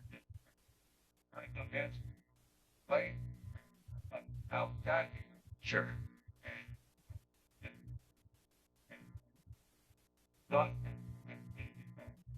Understood. Yes, I sir. don't like Please. discriminate.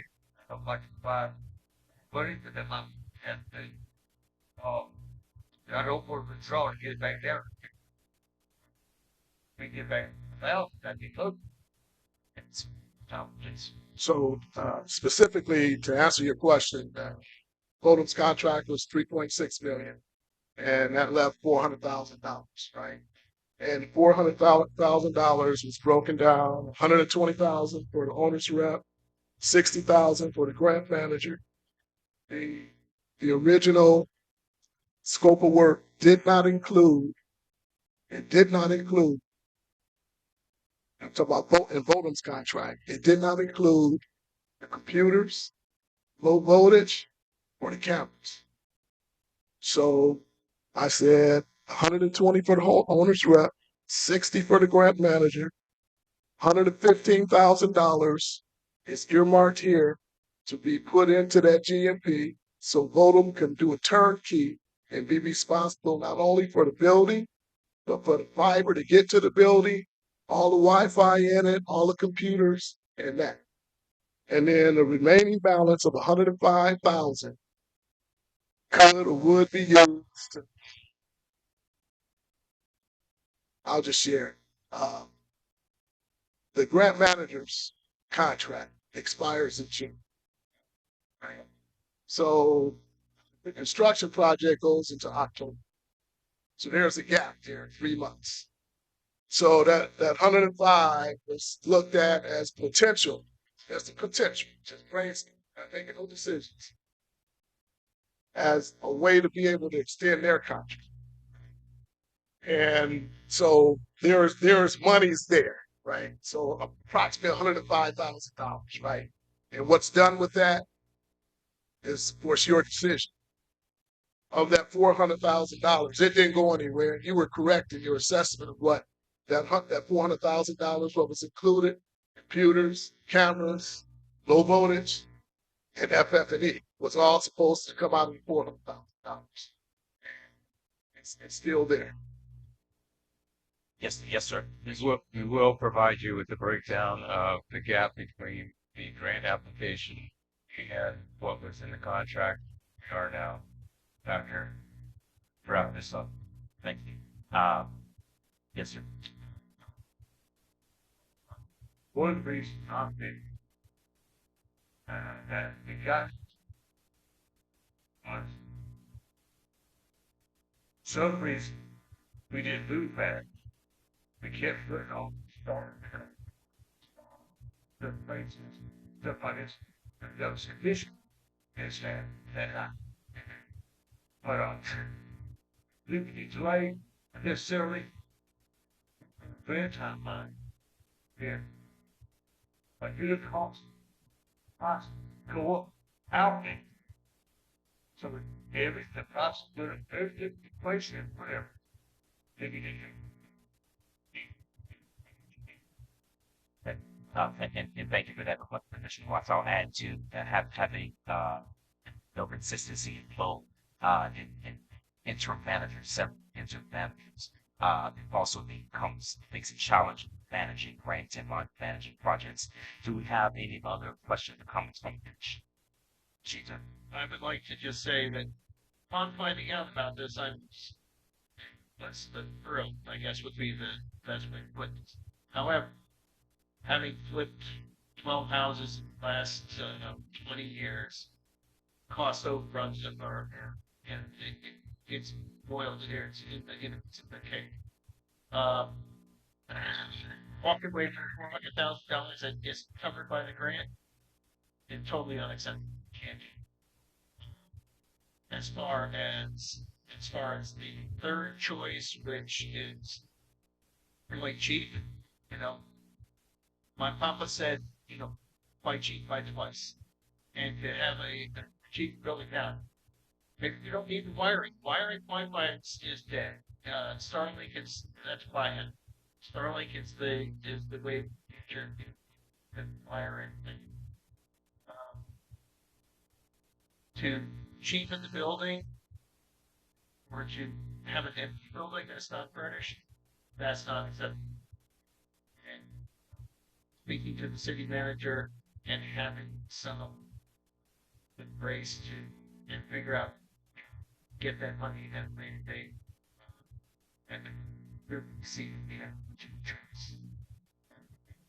Thank you, but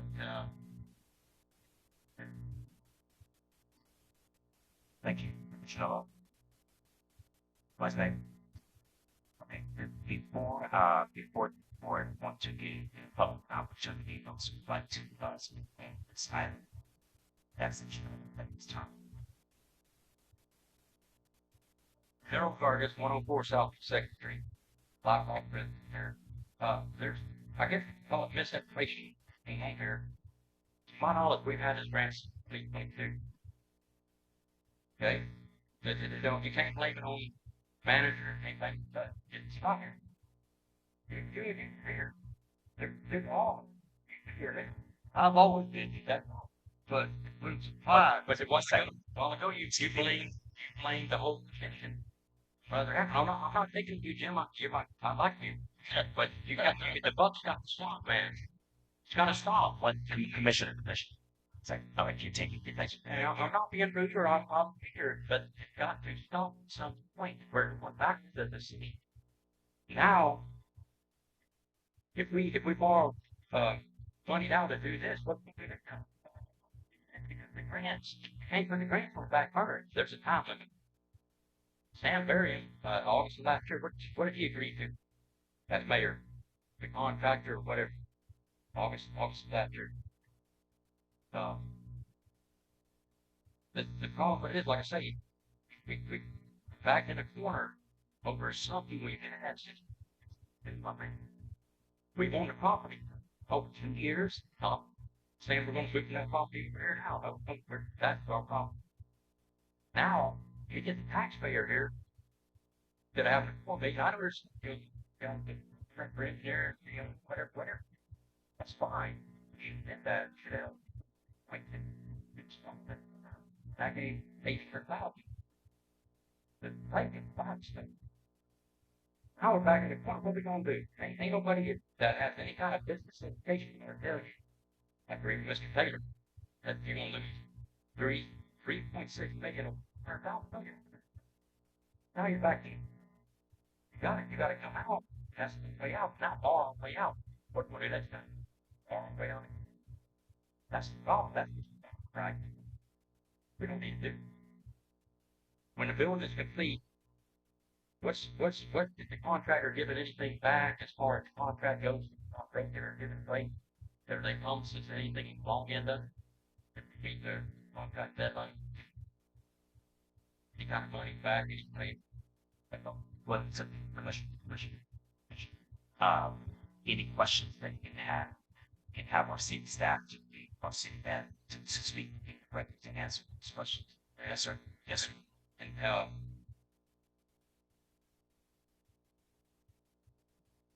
I'm going to do a whole bunch of four-year requests at the city hall. I would like the commission and the clerk promise me tonight that I can have unredacted, and I'll pay for every copy. I've heard people going there and get up there. They're saying this, that, the other. I don't care about it's $100 a sheet out there. Thank you so much. Thank you. Thank you, Daryl. Dustin Burke, 2036 Street Northeast. Commissioner Watts had some questions about where this potentially went wrong. Over the weekend, I looked at the public record. Public record shows where we could have seen these challenges, and it was in the bid process last June. It looked like there were 3 bidders. There was one bid that came in within scope and within budget. There was another that came in and cut the scope. That came within budget. And the third one was they came in within scope, but they exceeded the budget. So I think there were some in June that probably could scope. Now that staff report did not include all the backup information. It was all summarized.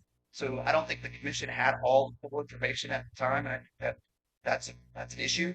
I mean, I think you should have the backup information if you're looking at bids, but it wasn't in there at the time. Also, I just have one question. This is already over budget. What's to keep it from going over budget again? Thank you.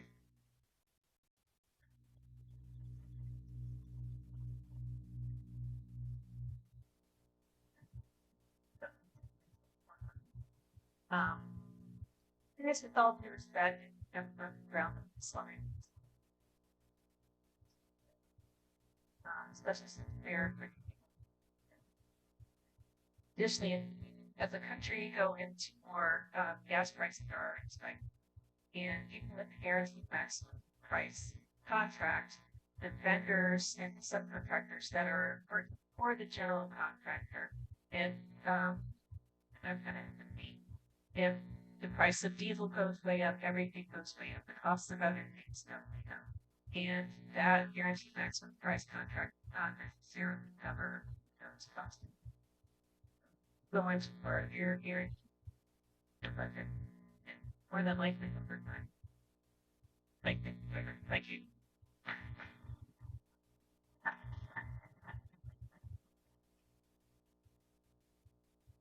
Good evening. Ron Martin, 825 South Houston Avenue. Flight to ask y'all, what happened to the $6 million that he got from the governor for pre-COVID? I'm so confused. Do we have any leftover money? City manager, do we have any leftover money? So at this time, we're speaking directly about this item. Well, this is directly, I was told by one of the staff members when I called for it, back in March. She said that we have already spent $4 million that pre-COVID money. Did we spend any of the money that the governor sent in for pre-COVID President Joe Biden? So, Mr. Martin, I'll have staff give you. I think somebody should. 1 second. We'll have staff give you one question, but if you have a direct question. That direct question is, why are we going into debt? Mr. Martin, and here's what I like. City staff, if you can get Mr. Martin to answer questions that he has regarding the grants, appropriations, any additional questions that he may have. Mr. Martin, if you can give the city manager to answer the questions. Thank you so much. And, oh.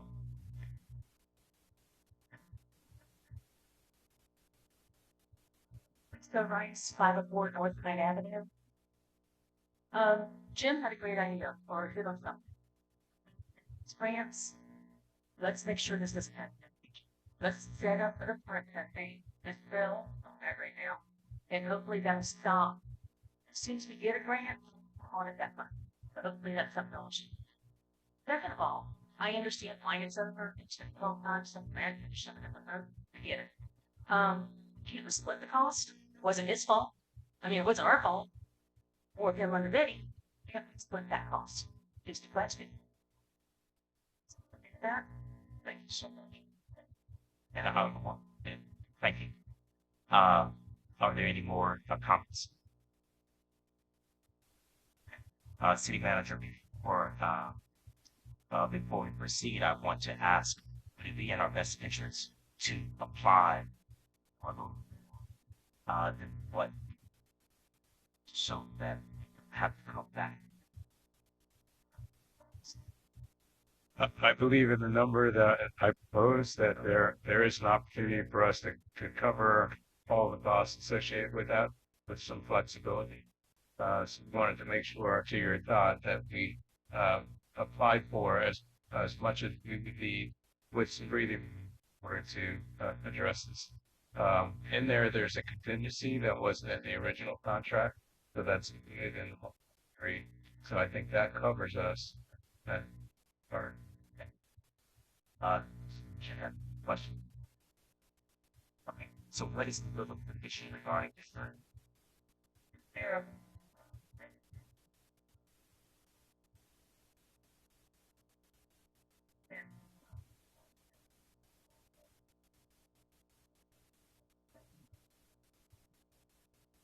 Motion.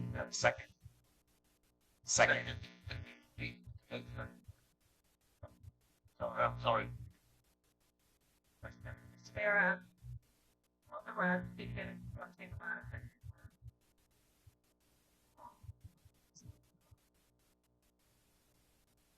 And thank you. So, and Commissioner Taylor has second. So we have a motion and a second. All of those who are in favor signify by saying aye. Aye. Those opposed, motion passes. Our next item is Resolution 02, Resolution R 2026-17, realigning city departments and city manager department. Thank you, Mr. Mayor. So I believe we can slide up this HO2 reorganization plan. So when I provided the 180-day entry plan to the commission, the elements of that I cited were that my commitment was to listen, to look, to learn, and then to lean into leading. And so that first step of listening and looking involved an assessment on 4 levels: assessment of our staff, assessment of our systems, our vehicles and equipment, and finally our facilities. On that first piece, assessing our staff, I looked at the organization chart, and there were some challenges associated with the organization chart.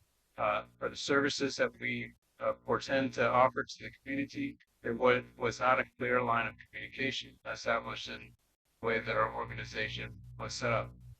Not only that, looking at the previous resolution that was passed to create departments, I identified that there were some deficiencies and flaws in that resolution.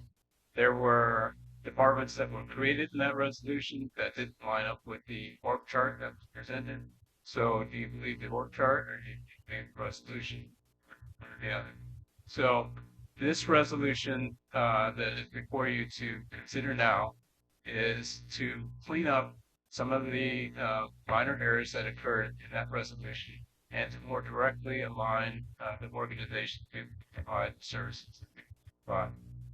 One other factor was associated with the idea that departments could only be created by the commission.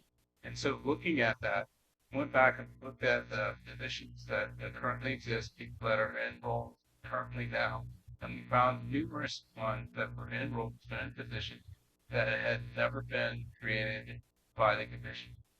And so this is an effort to clean that up so that when we go forward, that I can come back to you with a classification recommendation that clearly creates the positions and compensates those positions accordingly. That classification is something that you would have to approve, that you would be able to you would review and have the opportunity. This is the first step in getting to that classification. I want us to realign our organization. I want us to fix the flaws and errors that were in the original resolution. So that with that, it is my recommendation, although it's not in the resolution, that we institute a moratorium on new hiring, because I believe that there has been an inflation in our city hall expenditures, and salaries is a huge part of that.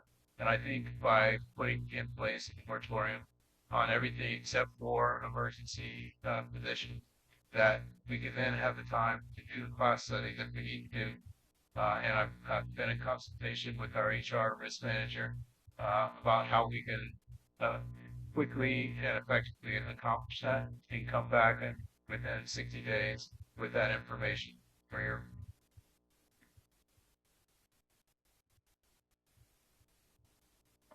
Oh, thank you. Sorry that. And we be tired. Right, Kelly. Sorry. Thank you. Thank you.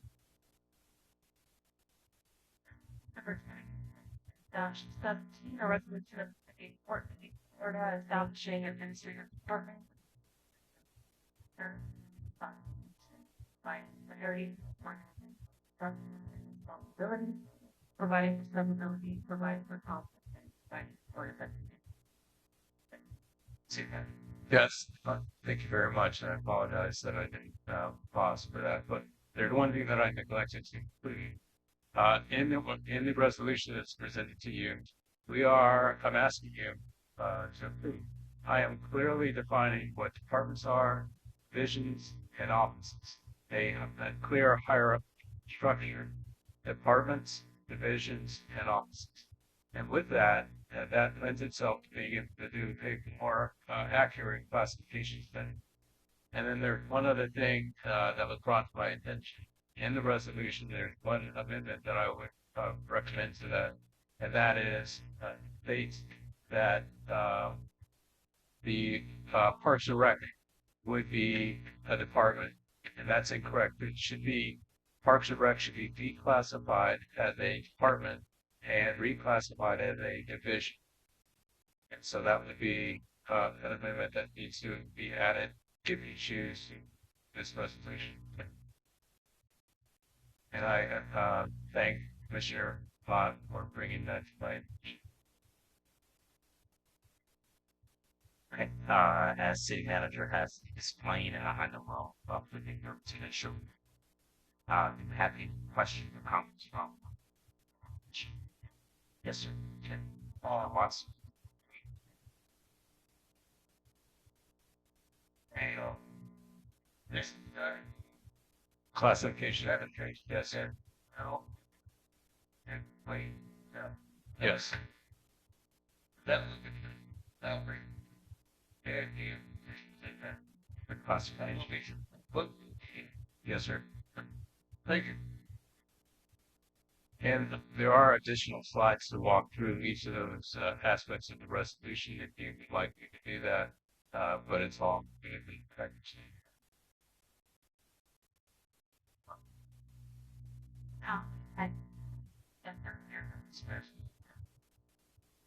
Thanks again. Nice name. There. Okay. All right. Granted that there are no questions. Have questions from Tom? Granted that there are none. What is the issue?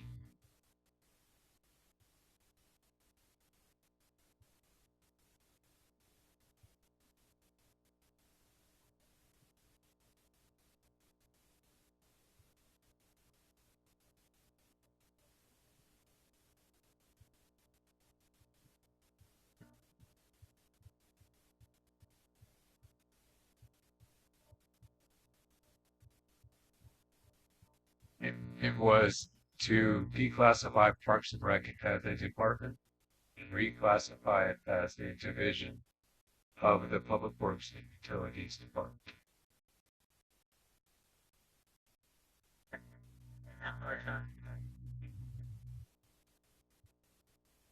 So if you look at the org chart, it lays it out as a division of. Right.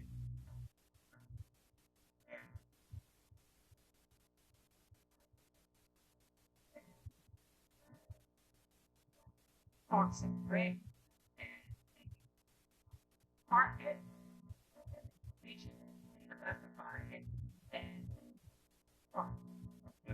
Flip it. You read the first time after you.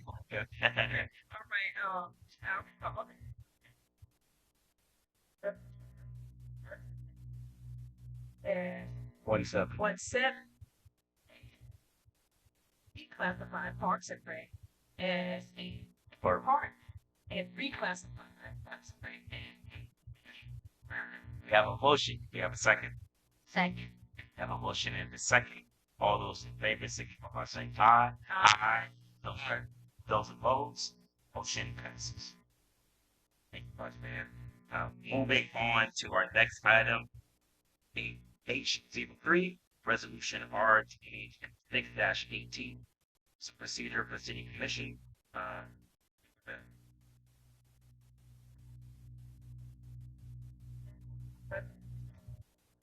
That's a resolution of the City Commission of the City of adoption.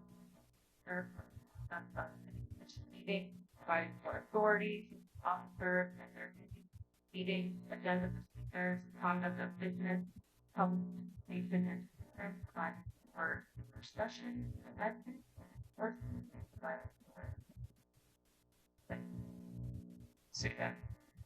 Thank you, Mr. Mayor. So as the commission is aware, we had a workshop to discuss this, and we had members of the public present for that. Just to give another overview for the purposes of the public that may not have been able to attend. Every year that you have a change of the guard and you have a new mayor take the seat, and there's an opportunity to review your procedures of how you conduct the meeting. Every mayor conducts meetings differently. So no one mayor has a similar approach in most cases. You have rules of procedure that are in place that were adopted. That's in your packet from, I think, in 2024. You can, if you choose, you can continue with those rules of procedure, or this is an opportunity because of the changing of the guard to review those procedures and propose new. What you have before you is a proposal for new rules of procedure for the effective and efficient administration of meeting. In the as a result of the workshop, there were some items that were identified as concern or consideration. So I think we have the slideshow here. Okay, so in the existing rules of procedure, there were some conflicts that existed initially. And so here's an opportunity for you to address that. Section 1M said that dismissal could occur with 3 consecutive meetings or 4 total. That does not jive with our charter. The charter says something different than that. So that's something that you want to clean up. Also, Section 4, votes required to pass a resolution. If you see the charter section 26, that doesn't fit with the rules of procedure that was passed in 2024. So if you decide to adopt new rules of procedure, the new rules of procedure don't have those conflicts. 6.6 rules of decorum. In the proposed rules of procedure, that is a section that there was a recommendation that should be highlighted. Maybe in every meeting, you have already advised the public as they speak to obey a certain level of decorum, what's stated in the proposed procedure. The last item, points of the new proposed rules. There was a question about setting a time of 2 minutes for every speaker. There was a suggestion that you consider, instead of setting a time limit of 2 minutes per speaker, that you propose there be a time limit of 30 minutes for all speakers and keep it at 3. Either 3 minutes or 30, whichever ends up being up to 30, I should say. So if you have a less than 10 speakers, then it would be less than 30 minutes. Meetings from 6 p.m. to 9 p.m. That was a suggestion that wasn't in the proposal. And so the point that was made, if you decide to include that time limit from 6 to 9, that it could only be extended by a majority vote commission. So that gives you the flexibility if you bump up against 9 p.m. and you still want to be able to address a particular issue, there could be a motion made by the commission to extend the time. Okay, and then the final item. Okay, 6.2 and 6.3 in the proposed. One says 2 minutes, and the other one says 3. So you want to correct that, and if you decide to go with new procedures. And there's one last item. Currently, you require speakers to sign up for speaking by 6:05 p.m. If you want to continue that, if a meeting doesn't start at promptly at 6 o'clock, then perhaps you want to consider saying 5 minutes after whatever time the meeting starts. Thank you for that. Question? Question one. Can you speak in mic? Thanks. That the yeah. You mean as far as the time? Sorry. Yes. Thank you. Sure.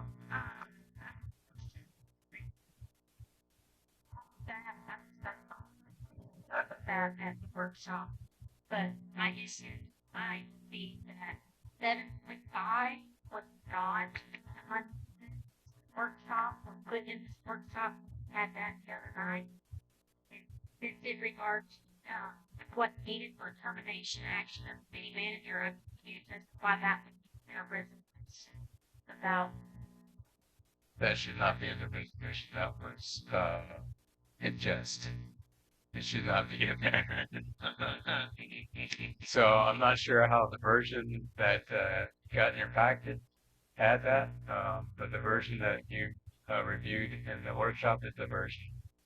That not Yeah. for your peanut butter. Not that there's a problem with you. I'm gonna say that I'm gonna make it think, but it's just that's not Right.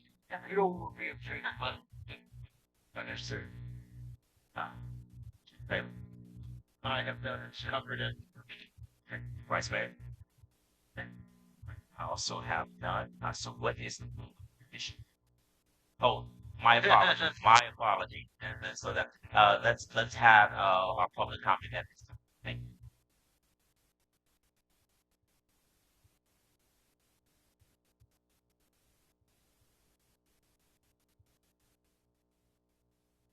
Lisa Rice, Avenue, and Baseball. I would like to see 6:05 go back to 6:35, and I would like to keep it for the minutes. And the 9 o'clock, because we're dangerously close to the first amendment. People are willing to come in here and stand up to talk to you. You as commissioners we deserve to be listened to. Not 10 people, not 30 minutes worth of people, all of them. So in the 2 minutes or the 3 minutes, sorry, my opinion needs to be 3 minutes because we are simple. Sometimes we can't get our words out right. I've stumbled tonight. Some people come up here and are scared to talk. You need to give them time. So I would like to see 3 minutes, 6:35. Thank you. Do you have anyone else?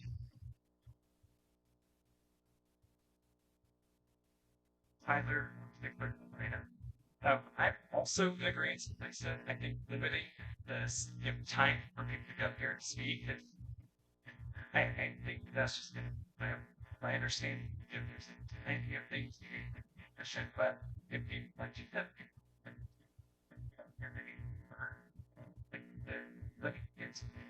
then and there are people here that are ready to never search for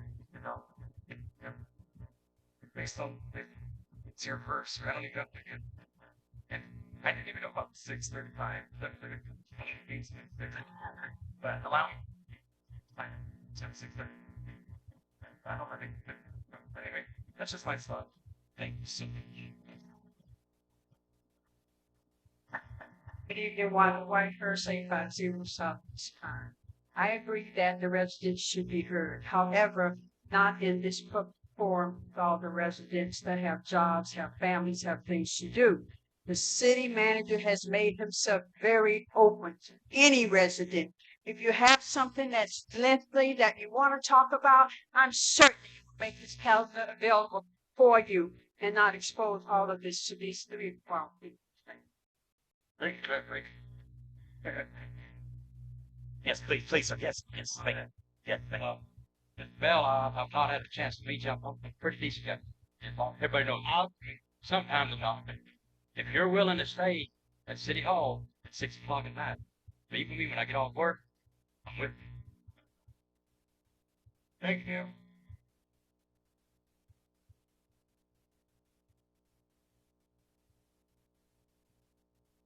Scott Lynch on 12 North Country Ave. I totally agree. I feel with everybody else. I feel in 3 minutes with everything that's been going on, how we're trying to get our point across. I think 3 minutes, is adequate as far as time limit. I agree. But also with everybody else, if we're willing to be here to meet with you, discuss things in a professional manner, I feel that we need to be here. Second. Thank you. Hi, Senior Writer, here's ready with their Justin. I haven't had time to review this procedure change, but the idea of limiting enforcement, right? So, other thing I flag is limiting it to 10. Having that condition here, because with the payment type challenge requires that everything be placed in the record. So they're limiting speakers. You're proposing the rest of the population for need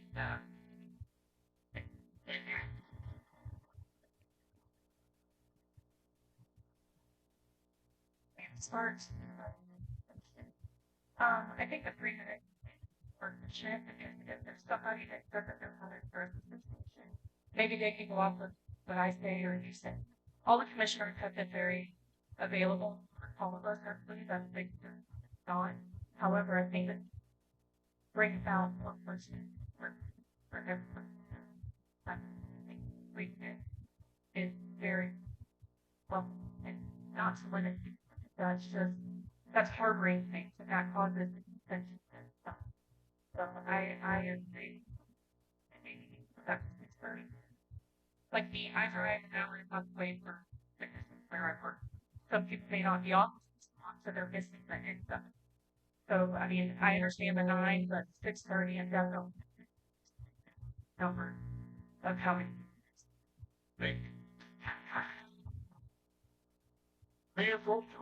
One second, 1 second.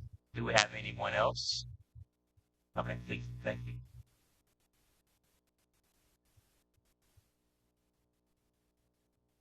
Right, Second South Washington Avenue. I encourage the commission that you should actually follow drop in and file it step times in the last 2 years. I'm not making a motion to extend past 9 p.m. I'm looking at the one that was signed in February 13th, 2024. I think they have a lot of important issues. So let's stick right now. They're facing us, and I think we should take those into consideration of they may or may not follow. Thank you. Thank you. Thank you. And I want to reiterate the reason why we are actively working to for nuclear procedures so that we all be in adherence to the concerns are heard. This is why we are. Are there any more public comments at the time? Thank you. Public procedures are a very different thing. Luckily, I am moving to an extensive public procedure program, but Mr. Snyder Jenkins now. So it's difficult, I understand that, but I feel like it use good condition to get with public procedure class or anything. Efficiency and meetings, right? And it's either never help, especially considering the jobs are extra. That's it. Thank you. Thank you. At this time, as the commission stated there are no questions, what is the will of the commission?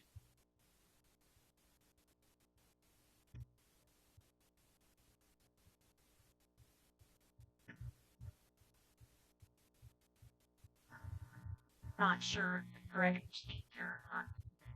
There is something in this resolution that that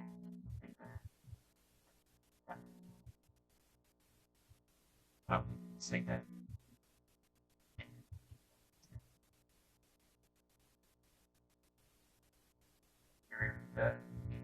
Yeah. The section 7.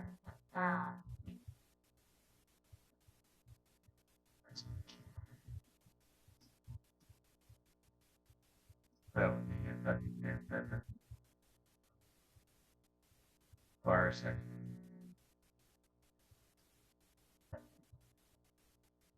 Yeah. Yes. Okay. So we have a motion on the floor to item 7.5 from Resolution 2026-18. We have a second. Second. I think that's a reference to state that.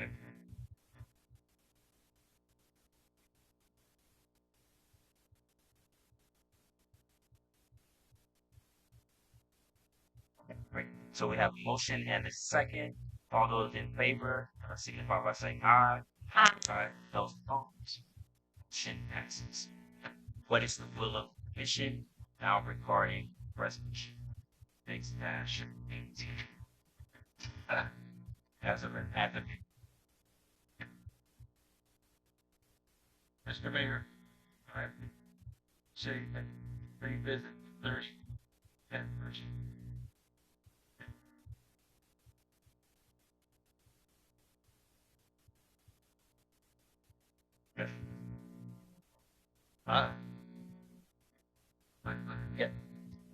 We're moving out together. We have a little workshop, about discussion time, and everything.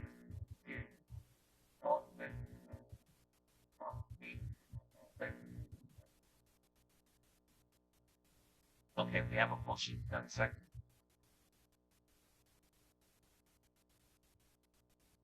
Okay.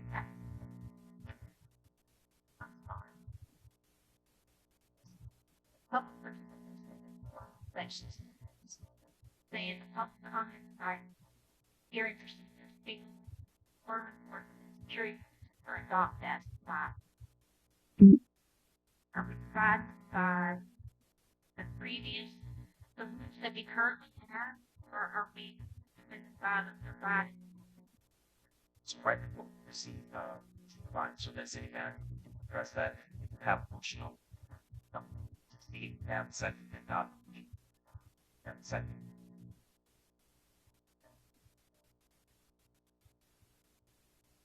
Okay, motion dies, now, second, motion by, section 16, Yes, it would be based on the proposed new procedure. And by that account, we also have to Right. Those items that I mentioned that came up during the workshop, that it's at your pleasure, subject to your pleasure if you want to make those amendments to the proposed. One of which was the timing, 3 minutes, 30 minutes. The other one is making sure that your line, your times 3 and 3, your start and finish time. All right. So, Mr. Mayor, resolve this the irritated way it's written. It's okay. Third measure. Sign up by staff and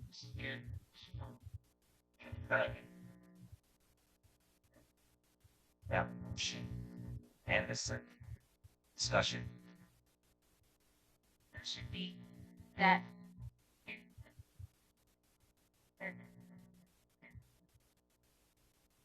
So it's, yes, it's 30 minutes. Add that, well, sorry, adopt it as written. It's 30 minutes. Make it 3 minutes.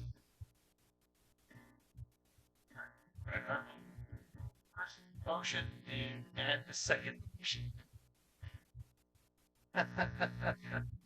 Can you state that one more time, Commissioner Finley, just so that we have it? So by resolve that adopt it as written, that it's the minute placed with 3 minutes, 30 minutes maximum. Well, and finally, sign up would be 5 minutes after the scheduled start. So start a meeting at 7 o'clock. Okay. We have a motion and a second discussion. All those in favor? All those in favor signify by saying aye. Aye. Opposed? Aye. Motion passes. Next item, H04, Resolution R 2026-19. That was the Stonebridge Development Agreement, and that was moved to an ordinance. Okay. Quality. Did you have one? Yes.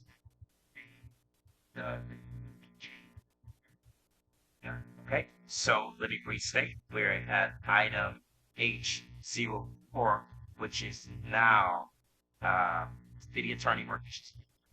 5 contract break. City manager.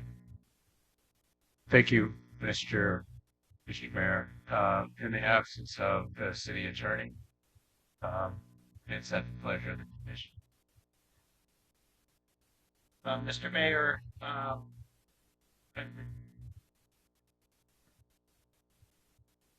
it's not a resolution. I'm gonna ask representative from speak to us.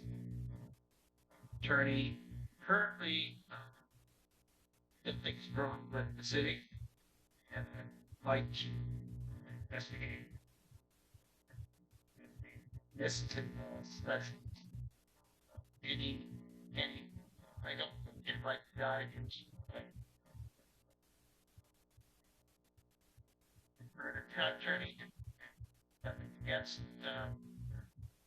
special but he is specialist.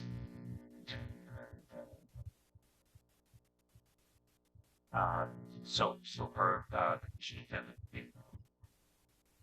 I think one of the biggest things that we need to understand regarding this item and the item that we get clarity, why was the essential item, why is it what happened? So there were several things that happened with that particular item, but I think the reason that it was actually because we needed to be mindful of transparency and clarity, and it brought to my attention that there were some issues growing concerning whether or not we noticed it properly, whether or not we gave the appropriate notification guidelines that were not followed. So there is a code that the city has, 6.02, that states that this should be handled in a way that was different, in my opinion, the way it was handled. And that item was not brought to my attention. Should tell you later what's give you these things. Yeah, my request would be that my representative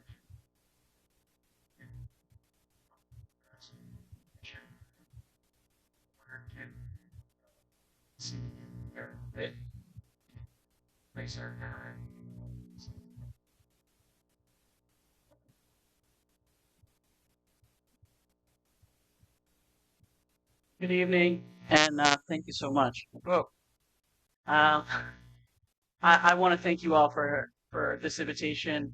My name is Gemma Torsidia. I'm founder and managing partner of GG Law. My partner is Zach Good, and Jennifer Cockcroft, the attorney at the firm. We are a municipal law firm. That is the focus of our practice. We have sort of a unique approach to government law in that both Zach, myself, and Paul Nicoletti, who unfortunately wasn't able to be here tonight, another attorney at the firm, we all started our career government on the staff side. So I was a CRA director and economic development director. Zach was an assistant city manager, and Paul was a city manager.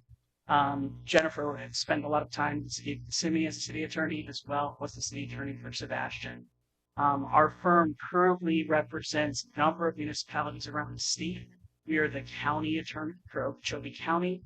We are the city attorney for the city of Deltona and Volusia County.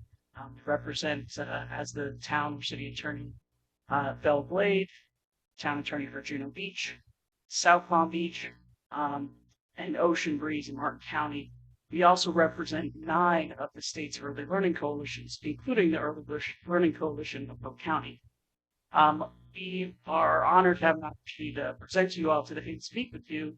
And this is frankly the work that we all do. We came up all in government as really citizen servants. We have great respect for that you all do as elected officials. You have the hardest job here. You have to face the public, and that pressure that you're under is incredible. And so we believe it's our job as attorneys for all of our municipal clients to really act as your sword and your shield, to give you the tools that you need to be superstars in these meetings, to have everything for every item ready to go, to have every question answered, so that when the public comes up, or constituent comes up or meets with you later, you have the answer, you have legally sufficient basis for everything that you're doing. And that's something that we really pride ourselves on. We work very hard to build relationships with all of our cities, and our goal is really to build lifelong relationships with our clients. I come from a family of municipal attorneys, and both my parents were in municipal law for over 30 years. Mom's a special magistrate all over. Both Paul and I serve as special magistrates. We both serve for Martin County as special magistrate, Lake Park, and boy, I'm forgetting the third one. Stewart as well. So we are municipal attorneys. That is our background. I am also a trial attorney, and I spent my early years as an attorney doing insurance defense for government. So when there was a police officer involved shooting, First Amendment issues, other sorts of someone got hurt in a city park, on a playground, things like that. So started my career in litigation. I still litigate to our government clients. And obviously when there's insurance defense involved, supervise those attorneys as well. So we would be happy to serve as city attorney for Fort Meade. We have a ton of respect for the work that you all do and for the service that you as commissioners and elected officials do to this community. We'd be happy to start right away. Our rate is $2.50 an hour. We bill, and that would, certainly we could start right away and work out we have a very simple, it's like a 2-page agreement with all of our clients, with the city manager, if you feel comfortable with that. And frankly, we sort of have a different approach to local government law than a lot of other firms. My sort of philosophy is live by the sword, die by the sword. If you want us to be your attorneys, we are here. If you don't want us to be your attorneys, we will gracefully leave. There's no cancellation penalty. There's no buyout of our contract. We have a contract.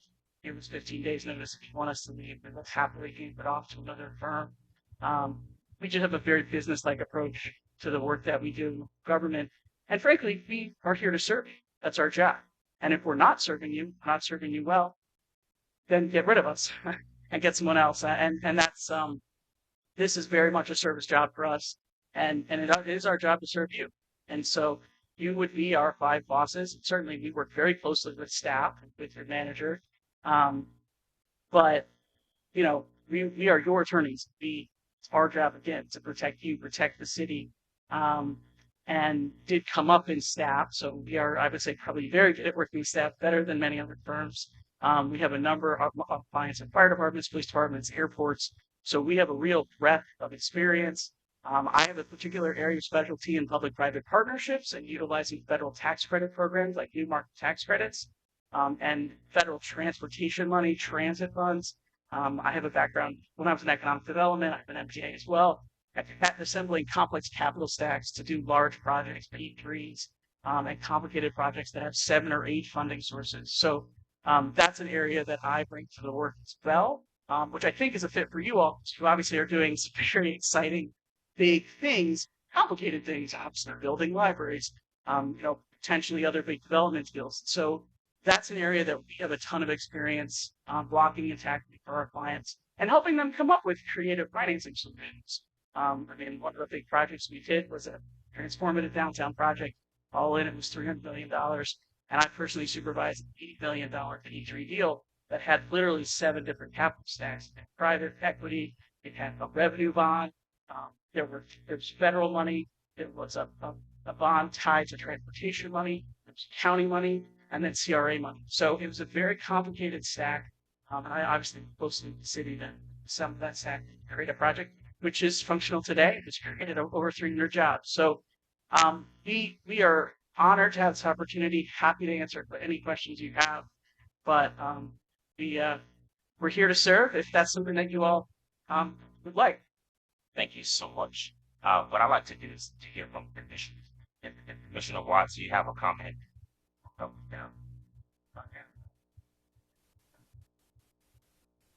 That's all.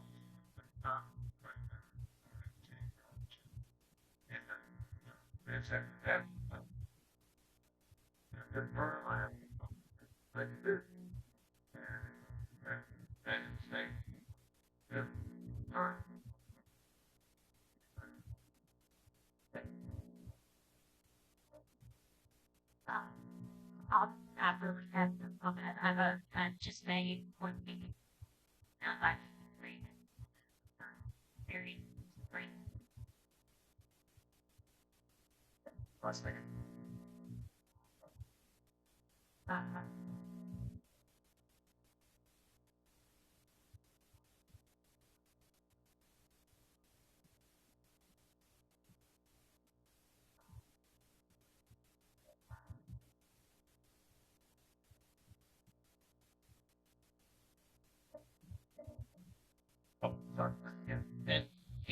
spite of recent missteps, current representations focus person and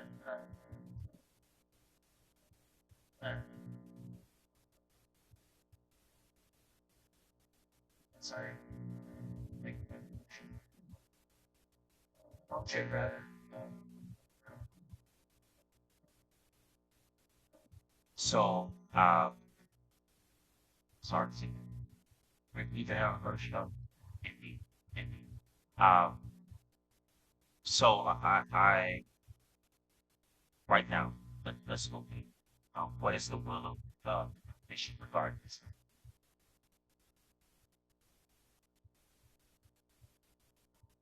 And so I make the motion that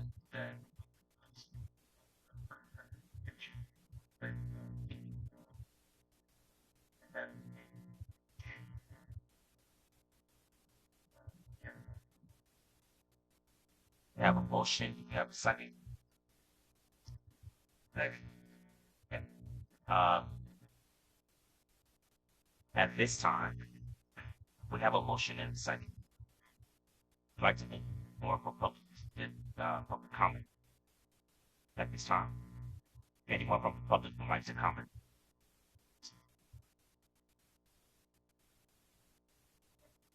they're on target for Southeast Second Street. I know I have to think of that. I did listen to a lot of meetings that Pat here to happen. I knew you leave your count you have now. That's great.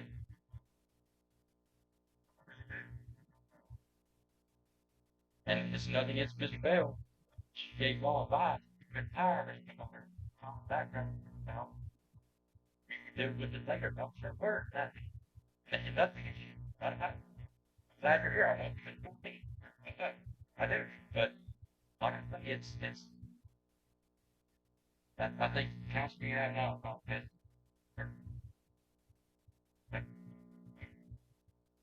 Have anyone else from the public would like to comment at this time?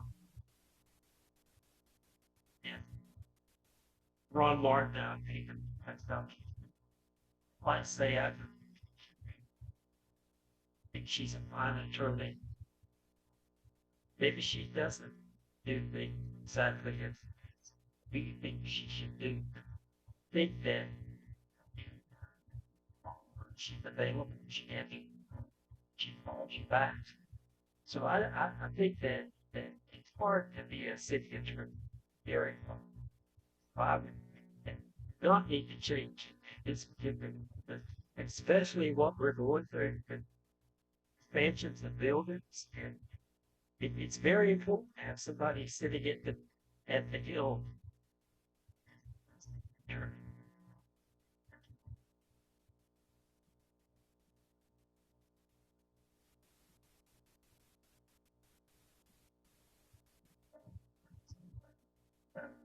Thanks so much. It'd be nice if much we can answer at the top. Okay, thanks for making me so that we here briefly get very in. And I'm not sure why it did that right here. Thanks then. This specific part here has to what's the depth of research he's gone into this specific great researcher that to what it comes to just and that's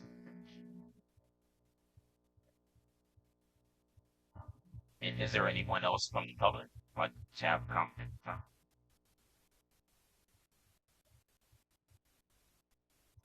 Yes, you can still come forward. What fancy? Looks like that.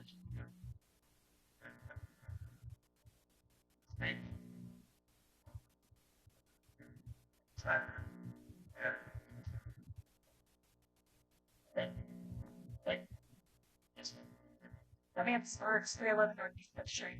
Again, I'm going to reiterate on what I keep hearing replaced, and I haven't seen or heard that we're replacing. I don't know the behind the scenes, but from what I've seen and what the town is saying and seeing, we can't jump from one issue to another.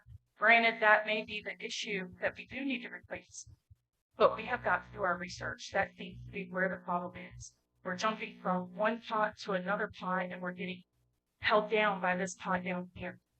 Like I said, I don't know this attorney or the attorney that just introduced herself. They sound great as well, but we have to do our research because we're already wanting so much money and moving. There is an issue somewhere, but we can't just jump because somebody said it's the right mistake. And no offense to them.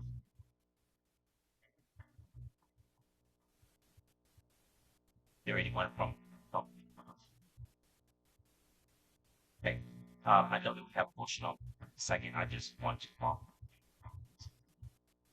so the concern that I have is about process. Processes are in place to protect the city, to protect the community. And when we don't follow proper processes, it puts us all in exposure, legally and otherwise. And this has been the case for some time. So what we are working to do, aiming to do, is to have proper processes in place and follow those processes so that there is not continued exposure to mission, to the city and residents. There are a lot of big things ahead, as you all can see, and some of them have not been discussed tonight. And what is important is that on all fronts, that proper processes are followed. And some of the challenges that we have tonight's agenda, is because proper processes were not followed. And that cannot continue. That just cannot be. So with that said, there is a motion on the floor and there's a second. I would just like to say, we're speaking of processes, and I remember 2 years ago, approximately, I was sitting out in the community when this exact same thing happened. There was, if it's a development firm that came up, but there was a firm already sitting out there ready to come up here and tell us how great they would be. And a motion was made that same night to fire the attorney we had right then and to replace him with the ones who just happened to be sitting there in the audience.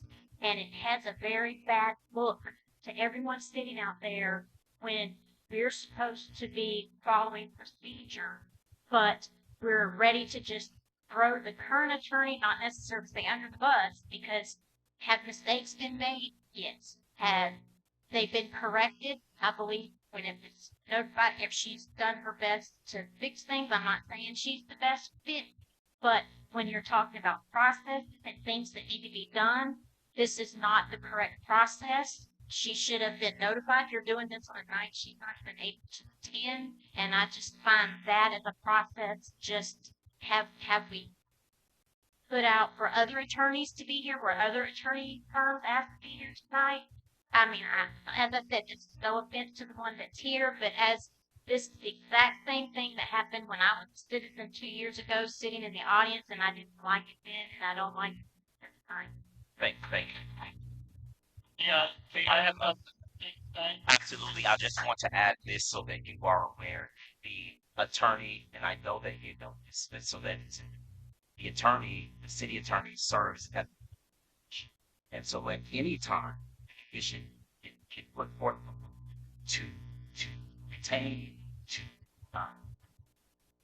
report the different representation, but at any time, the commission the attorney serve at the pleasure. I understand. I'm just telling you, it's a bad look. Indeed, and I'll tell you as well, what is worse than a bad look is not following proper processes and what that exposes the commission, the city, and its residents to the public minds. What they did. No, that does not have to. I could have just called anybody out and trying to show. Well, I don't think you do that because I know you do a lot of research. But yes, you If I didn't know they were going to be here. but yes, you can research an attorney, and if that's someone that you'd like to pick for consideration, that the commission or that Commissioner Mr. Taylor? Mayor, may Well, yes. I substitute attorney tonight? A strange situation like myself in tonight walked into, but Record, you're absolutely correct. You can fire and hire. You don't need to put it out to bid, but I just like to say that if you did put it out for bid, our firm, 17 Law Firm, would be very interested in applying. We also practice municipal law. We represent some of your neighbors. We represent the city of Cross Group. We represent the town of Lake Hamilton. I love practicing municipal law, and this is a little bit strange because I know I'm here covering for your current city attorney, but yeah, I just wanted to. I couldn't let you, just go vote without saying, "Hey, we'd be interested too." And I know their firm is a wonderful firm, so no dig on them, but I gotta apply too. Thank you. Thank you. I appreciate it. Commissioner Taylor. And I say that in regard to a bad look, the attorney taking on new business, the very most important meetings of this town's history, and not being here and having to have a lovely firm, but having to have somebody come and stand in her place is absolutely unacceptable. And it just all kind of came together today that folks who we've been talking to were heading our way because they spent the day late and there.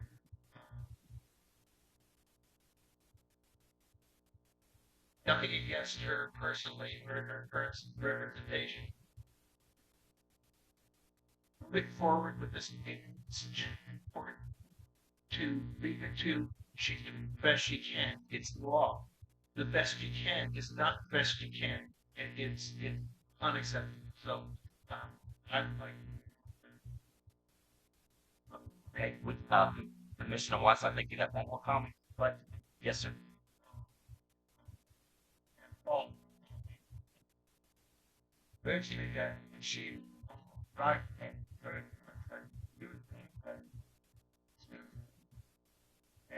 not be that even though it doesn't turn out that she doesn't read it an issue with that. All right.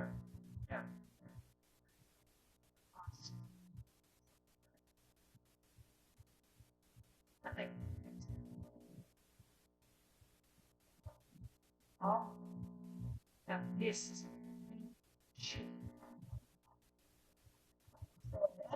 being right and out very consistent pattern. These steps I understand, but I have not witnessed it. I have not come upon. I think she had died.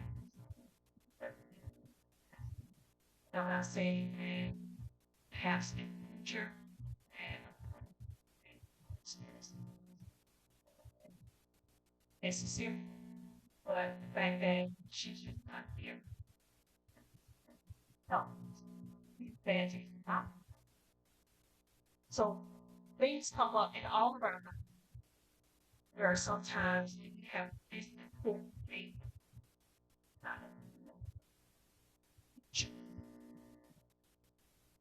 Thank you, Vice Mayor. So we have a motion on the floor and a second. There's no further discussion. All those in favor signify by saying aye. Aye. Those opposed? Aye. Motion is defeated. We retain. I'm sorry. What? Okay, so let's. Okay. And everyone, please. There is a motion, and my apology, as I did not restate it in. There is a motion and our current contraction with our current representation, a higher law firm. I'm sorry, what's the name? TG Law, TG Law. That is okay.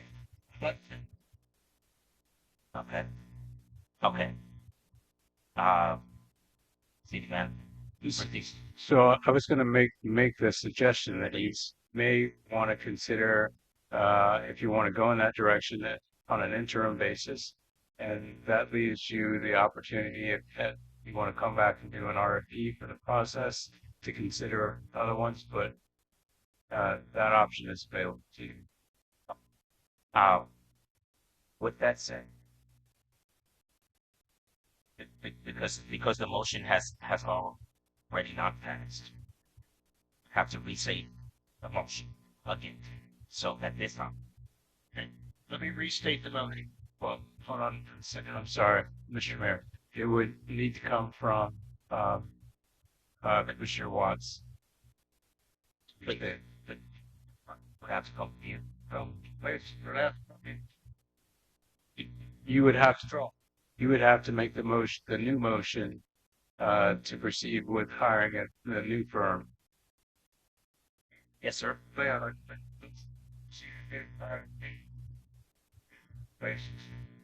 And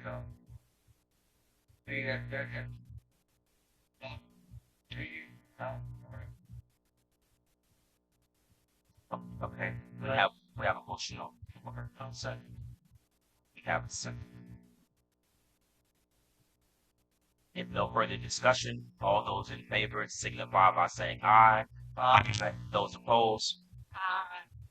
City manager, if we can instruct you to give the DG law firm and out to present your information.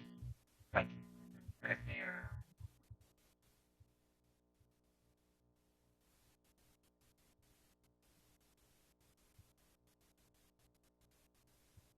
Second. We have a motion and a second to continue the meeting past 9 p.m. All those in favor signify by saying aye. Aye. Those opposed? Motion passes. Thank you so much. We look forward to working with you all and serving you in this incredible community. And meet with the manager today, after the meeting, and tomorrow. Thank you so much. Thank you. Thank you so much. Well, we're moving forward at this time. So we're the so for clarity, Mr. Bell, in the motion, clear that we have regarding our current. It was my understanding, but I would defer to the clerk to reread the motion that was made. Did not state firing. He stated to hire DG Law. So if you like on an interim basis, that's correct. So we'll be. So if you wanted to provide clarity, then you would follow up and indicate that you were going to remove the existing council in favor of, well, simply removing the existing council. Now, mind you, you don't have a signed contract in place. That was the item that was on the agenda. Okay. But for clarity purposes, you might want to make a motion to the existing council. Okay. So do we have a motion to remove the existing council? We have a motion. Do we have a second? Okay. We have a motion and a second. No further discussion. All those in favor signify by saying aye. Aye. Those opposed? Aye. Motion passes. No problem. Thank you. I appreciate it. Moving forward to item H. Oh, Commissioner Watts. Moving on to item H0506. Item H05, which is the resolution R 2026-14, property acquisition 102 West Broadway Street. City Manager. Sorry.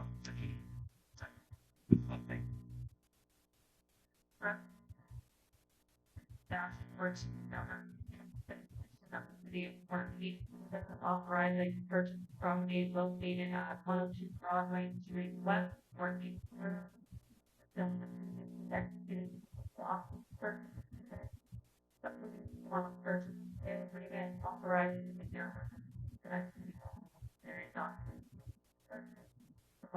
funding from young fund,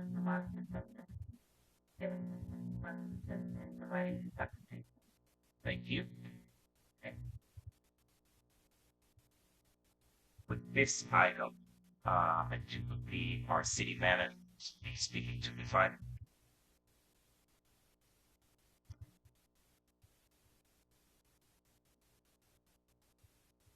My apologies, Mr. Mayor. I had a slide presentation addresses, but no. I will go ahead and speak up on this with regard to the property acquisition at 102. So the appraisal was done for that property. The appraisal came back for $130,000. The requested sale price by the owner of the property was $125,000. So the requested sale amount came in below the appraisal value. It's good. However, it is custom for the seller to cover the property tax, the transfer expenses, which includes the dock stamps, title fees, etc. If you add all that together, then the estimated price of the property is going to come to approximately 138, let's say 140, just to be certain, no less, no greater than 103. So the item for consideration for the commission is whether or not that makes sense for us to make that purchase. And my recommendation is that we make the purchase, and that's because the access to parking spaces is critically important for us to be able to have ingress and egress to that property. If we do not purchase that property, to the city hall property, I should say, if we do not purchase that property, we would lose the access to those parking spaces which we use every day at City Hall. That's one reason. In addition to that, we are looking at the potential uses of that building. The potential uses of that building are potential uses of that building are as an incubator for business development. That's one thing that we've looked at. Customer service, locating customer service there. It's right next to City Hall and be a convenient, contained space for customer service to serve the community. And then the other potential use would be if we were to bring our planning, permitting, and zoning back to the city as opposed to our interlocal agreement that we currently have with the county. That would be an ideal location for us to be able to do planning and zoning. And any combination of those could be the usage of that. So, thank you, City Manager. Commissioner, have a question?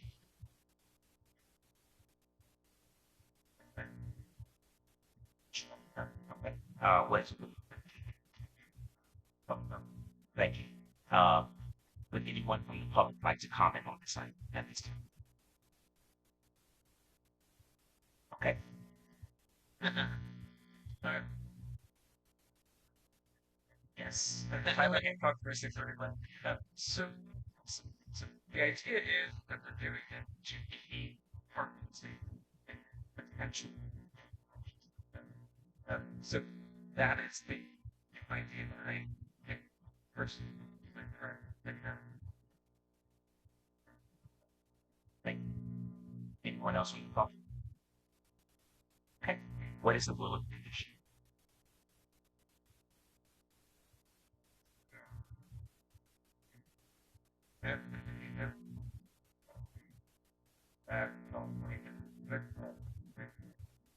Have a motion, have a second. Yes, sir. Yes.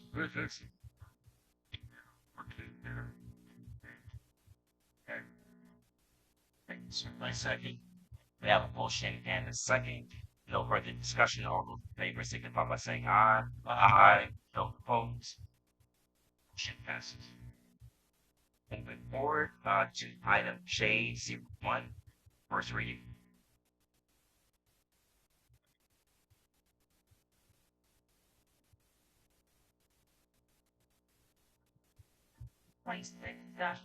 In order to the city of Fort Meade, Florida, and I think make sure it's city of Fort Meade, Florida, specifically amending one parcel of land located west of US 17 North, 93, targeting approximately 3.7 acres, parcel ID 15-31-22, from the future land use of commercial to industrial. Translating that amendment for commerce or communication, providing discoverability, providing for conflict, and providing effective date.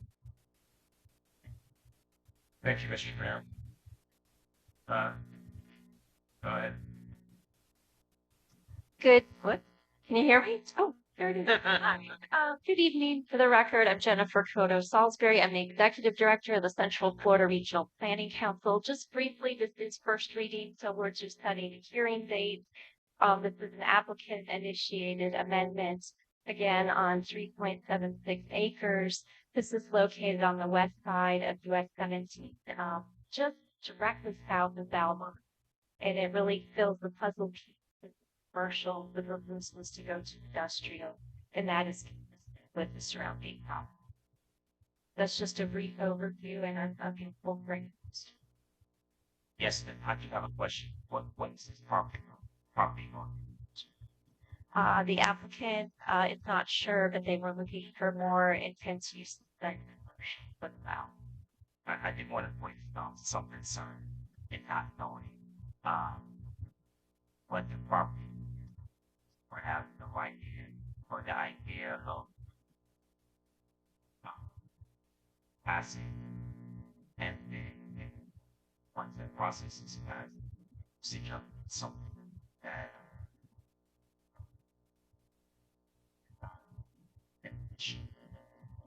not in mind pressure seems and such that sorry also being asked at this time.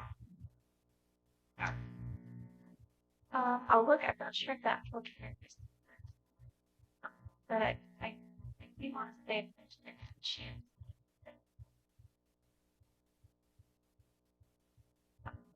If we could go to the next. This is the existing, and then we can go to the next map, that red piece. And then the gray piece, or that's what the purpose would be. But on a lot of property, it is consistent with the surrounding area, but I certainly understand your point. But on so many properties that hold land use and zoning, we're not sure what that next step will be. The only way to secure that would be to have a rezoning land use development. But they are not required to be. Thank you. I'm going to ask a quick question.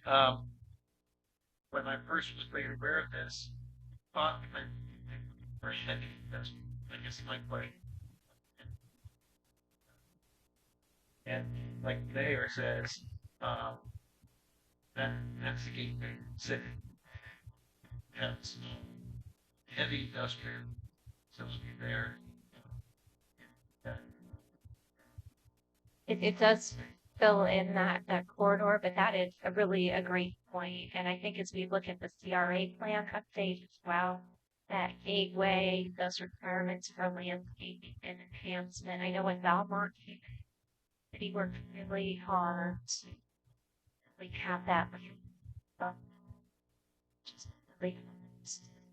I'll tell you probably notice, which is what my concern is. And I'll share this so that there's transparency. One of the challenges that I had when I came back is hearing from other leaders from cities that Fort Lee was the armpits of the county. And one of the many reasons that conversations like that exists is when we have companies or partners who are inside of the gateway of our city, they don't care about how it looks. To your point, it has been difficult to enforce mandate. Hey, can you plant some trees? Can you plant some flowers? Can you fix your fence? And so I do have concern as our city grows, and there's a desire to have more pride in our city for driving in. I have concern not knowing that are probably going to end up in similar situation that determine how there is one of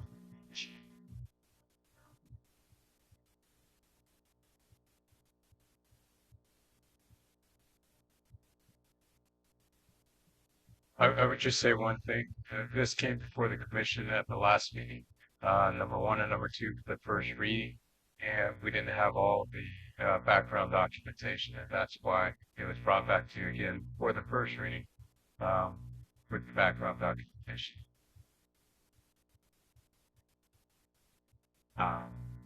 That's it. This is just the first reading. Okay. Our next item is J02, ordinance 2026-02, first reading. It's an ordinance of the city of Fort Meade, Florida, which fills out the city of Fort Meade, Florida, specifically amending one parcel of land located west of 17th North, 9th Street, comprising approximately 3.76 acres, parcel ID 25-31-00000-0420 from the zoning of beach commercial corridor to M2 heavy industrial, providing for severability, providing for conflict, and providing for identity. That's No, just to say that this was an item that came before and so the background. The ordinance J03, ordinance 2026-3, second reading.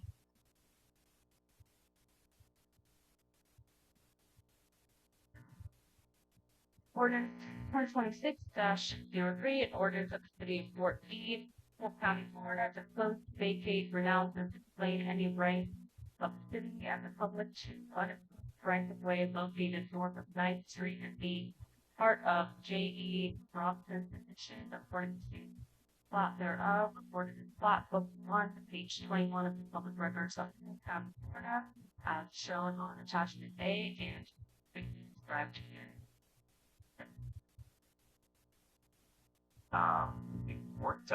Sorry, my fault. And that's okay. That I believe is our second reading for this, so this would require acceptance that with mission part ordinance. Exactly.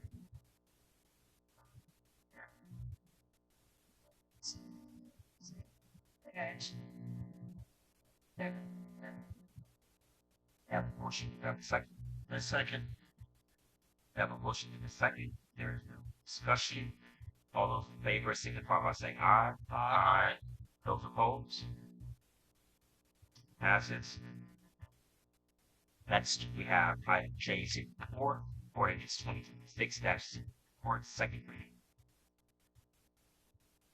26-04, an ordinance granting to Duke Energy Florida LLC, Duke Energy and Electric Utility Rights of Way Utilization Franchise, prescribing the terms and conditions related to the occupancy of the streets and rights of way in the city of Fort Meade, Florida, for the purpose of providing electric service, providing for severability of provisions, and providing an effective date. Thank you, Mr. Mayor, and I believe we have Representative Duke in the audience. If you'd like to have a few minutes.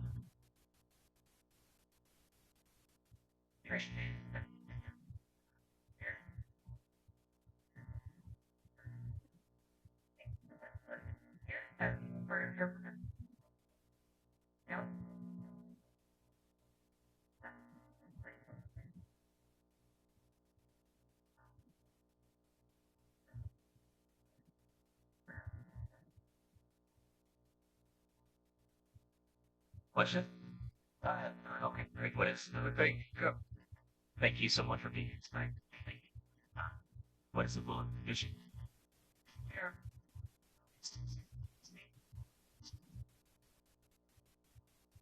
We have a motion. We have a second. Wait a second.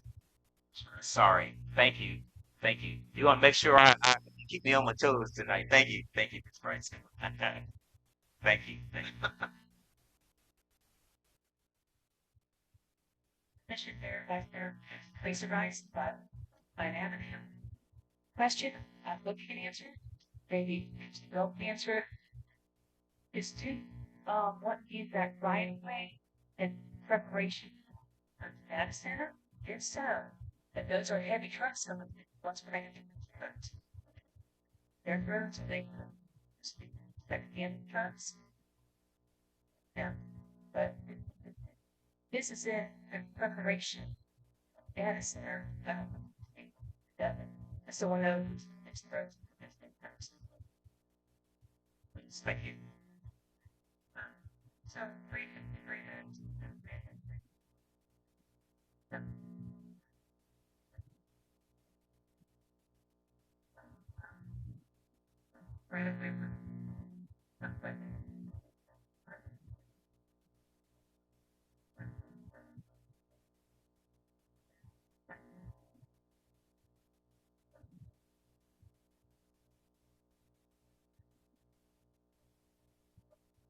Thank you.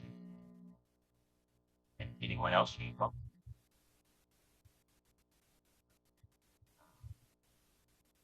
There's no more public comment. What is the we did. Okay, all right. Do we okay. Do we need to restate? Please.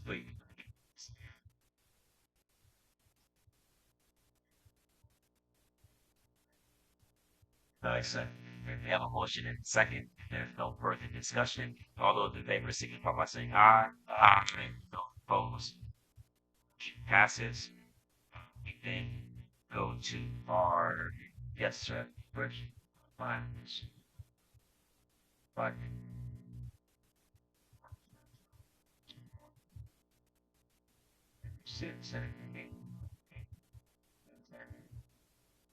Second reading would be at the next meeting. I know that. Teaching. Those are first readings. And so the next reading will take place in November. Right. All right. Did I misunderstand your question? I think you're stating you just didn't hear it.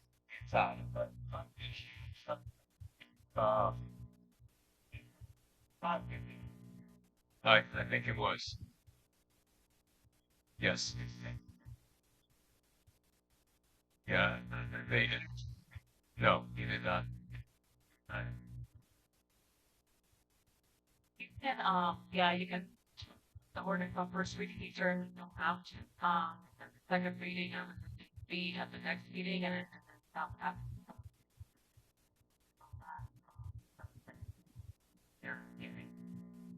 Thank you. Thank you. All right. Next we have item N. That's been a lot of numbers. That's city manager. So we have a report of city manager.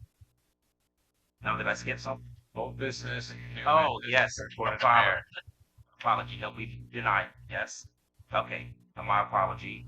So next we have the item that, which will now be ordinance number 2026-05.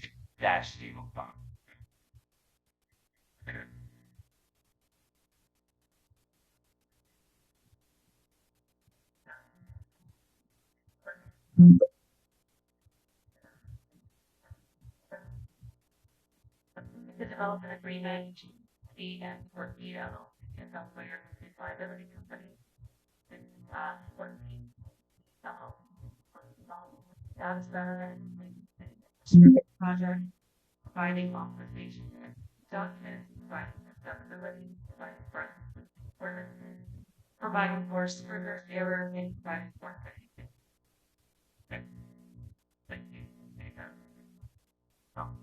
Yes, this is the resolution that was converted to an ordinance.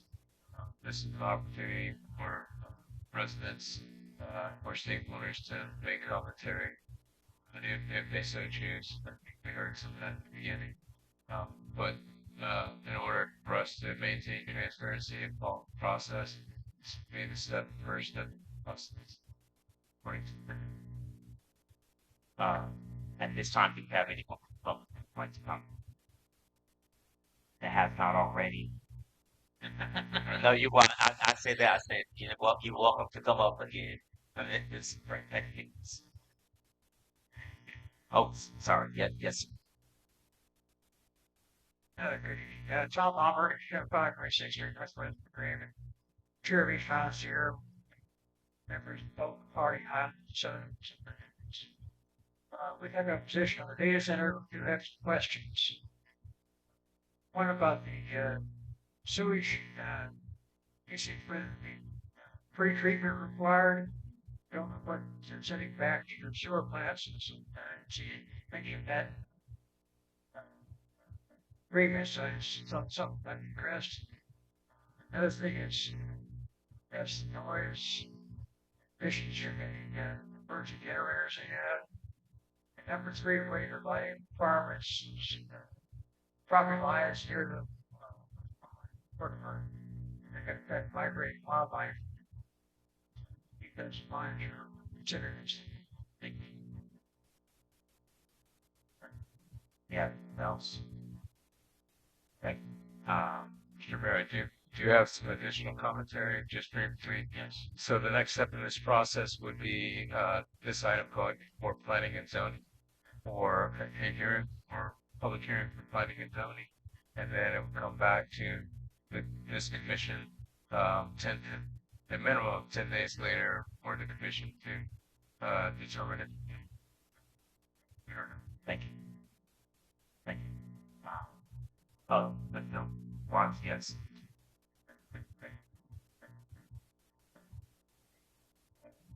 No, that's right. That's right. Thank you. I would like more clarification on this venture. Natalie Wright, 300 South Washington Avenue. Can I get more clarification on the $10 million advance? Did we request that? Or did Stonebridge offer that? And I guess I just don't think it's a very good contract. If it's an advance and we have to pay it back in tax credits, the numbers that they put out for you guys over the last few months have been inflated. None of the numbers make sense. We've done deep dives into the numbers, privately researched, trying to figure out if they're even given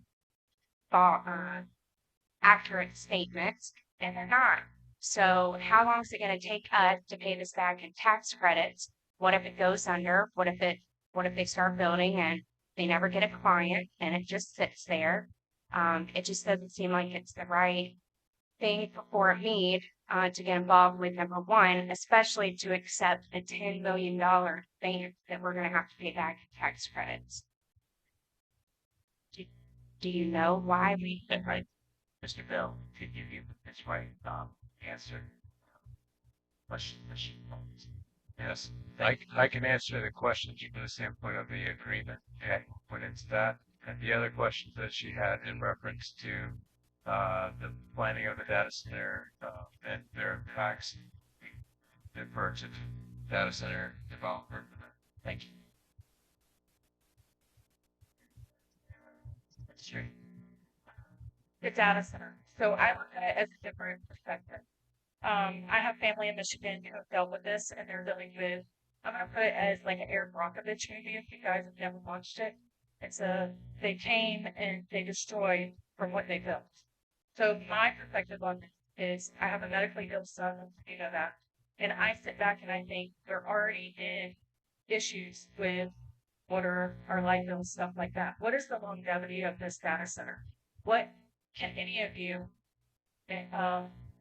manager, commissioners, have any of you done your research to find out what is longevity past 10, 12, 15 years? What is it going to do to our soil, or we already face those issues? Me, I think about my son and I think about the elderly and other things. Yes, I know I've heard about the animals that hunt every day. I'm not worried about that. I'm worried about what longevity is to us. Yes, we see the tax money, we see the money that's supposed to come in, but is it really going to come in? Or is that just padding us to get us to come here? What is the longevity that's going to affect our health? What is the longevity that is going to affect the growth? That's my question.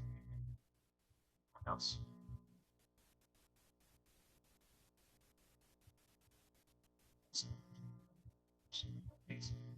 When I was reading the documents, it said that in the development agreement, the tax credit is capped at 8%. We get the restitution is capped at 50%. I just don't think that's reconciled. Where is it?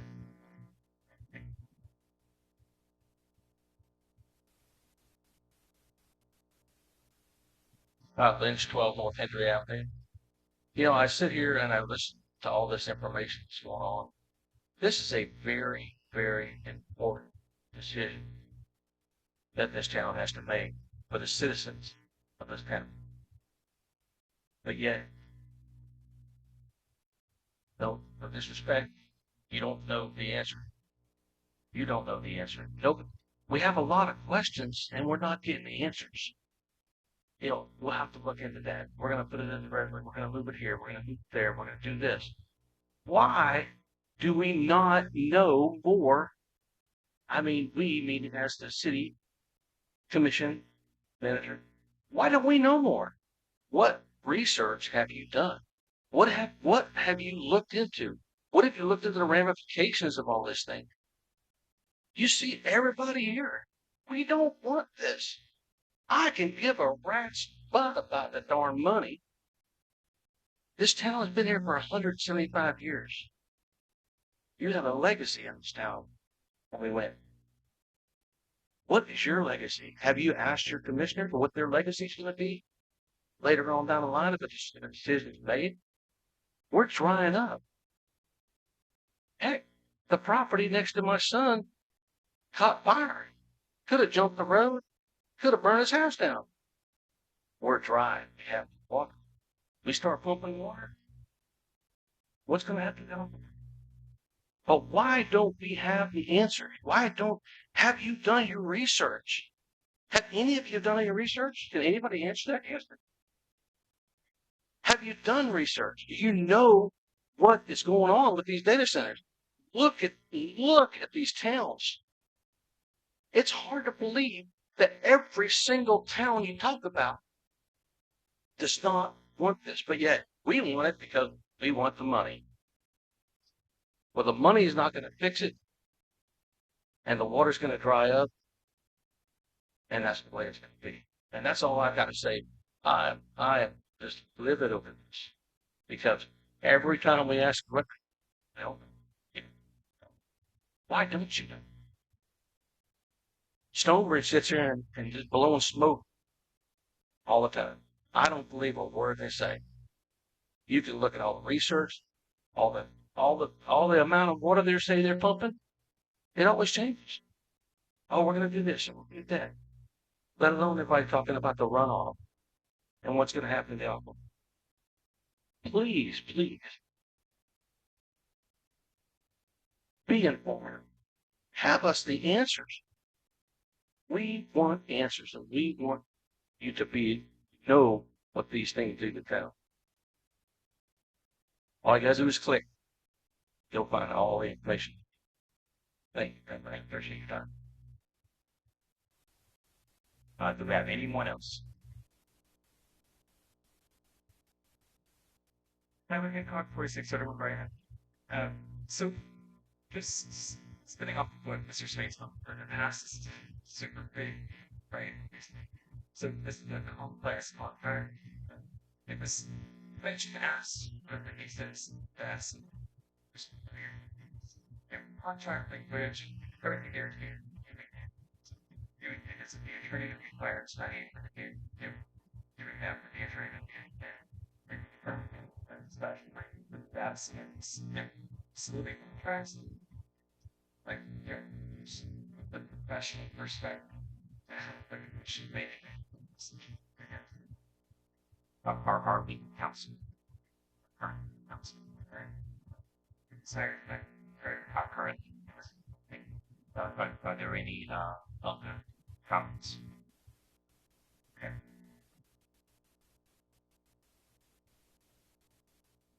I'm Michael Bennett, and my address is 1064 Timothy Drive. And that god awful data center proposing is being built in my backyard. So my question to you, and we come into Fort Meade, and I come into the city and we built our house out here. It's a beautiful land that I have. I love my property. But I see these proposals for this center. Like, I have a beautiful home out there on the north side of town. This proposed data center is going to be built there. Is there going to be something to be done with the noise? And I'm the closest one to this data center. It's going to be in my front yard. Have y'all thought of any of this nonsense whenever y'all put this proposal together to have this put in our city? Because I can tell you, it gets under my skin that I'm going to have some god awful building in my front yard in the middle of our beautiful area out here. And I want y'all to do y'all's due diligence because I don't want to sit there and hear buzzing and nonsense and all this garbage out there when I'm sitting there looking at my pond. I don't want that. What I want y'all to do is make sure that you do your job, do your due diligence, and you make sure that if you are going to build something out there, that it's going to benefit the people that live in this town. Don't worry about the money. Don't worry about the other stuff. Worry that you make sure that it takes care of the people that serve this town. Because if you don't, none of you will be where you are. None of you. They will vote you out.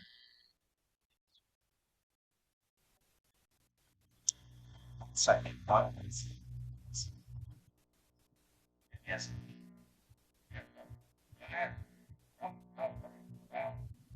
Commissioner Wise, can you have a conversation with thank you. Sir, can you give me an approximate idea how far away your house residence is to the location of the property the test will be?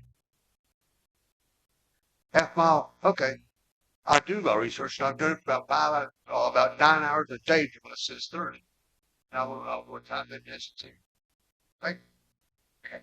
Do you have anyone else from the public? Okay. If not, let's be on there.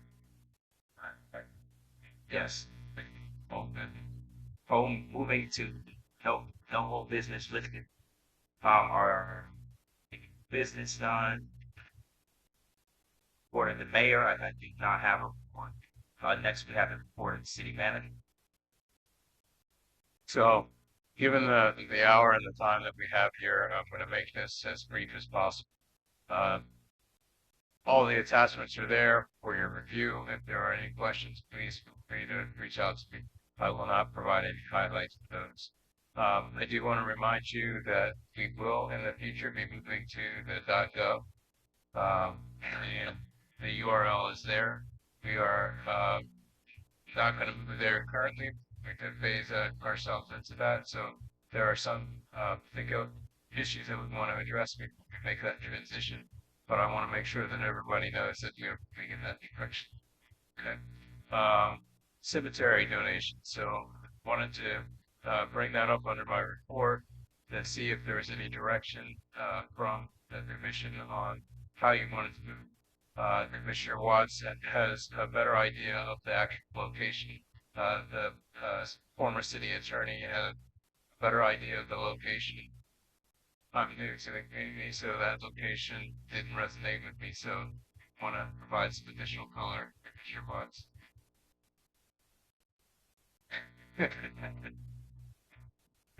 Let's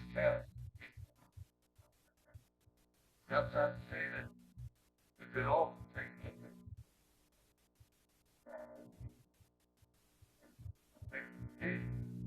charge lots for a break. It's not okay.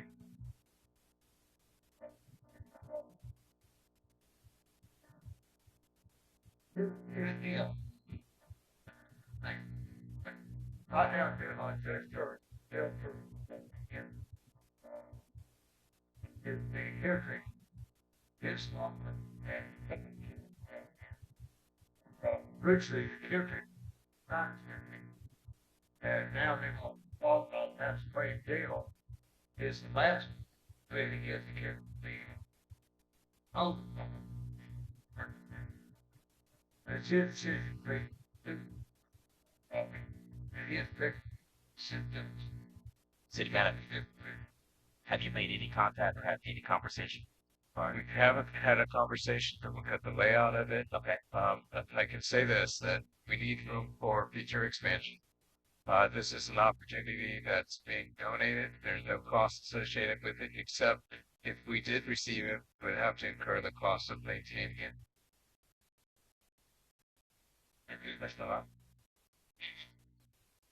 Part of something that would currently be necessary. I would say it might not be large, but there will definitely be time energy put in from the current partner and from our now at that to what they're already currently. If you look at it, it doesn't look like that. For 5 hours. So here's what I'd like to say, Kathy. Can you bring this item back to us in presentation that includes the map so that we can follow and sure where it is in conversation that takes place tomorrow?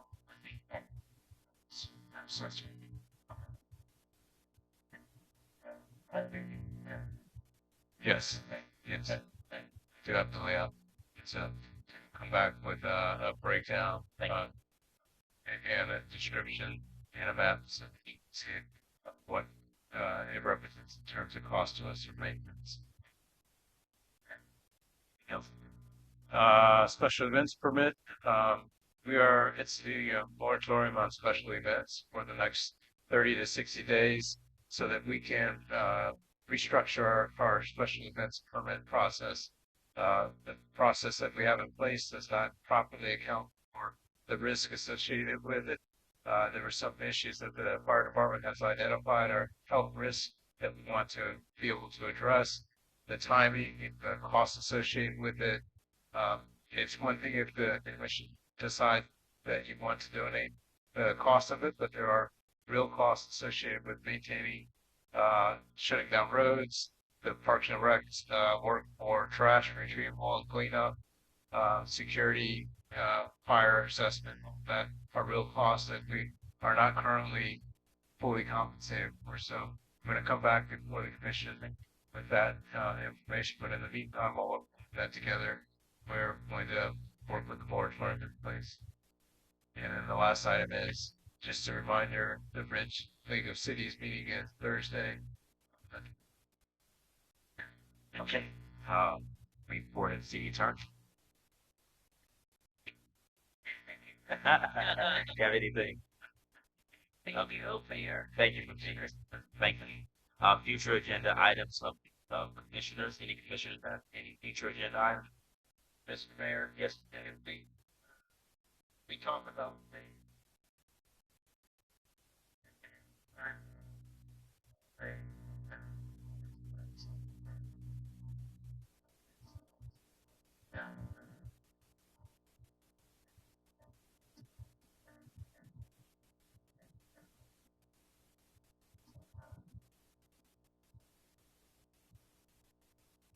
Yeah. City back up. I'm great. Okay. Sure. Yes.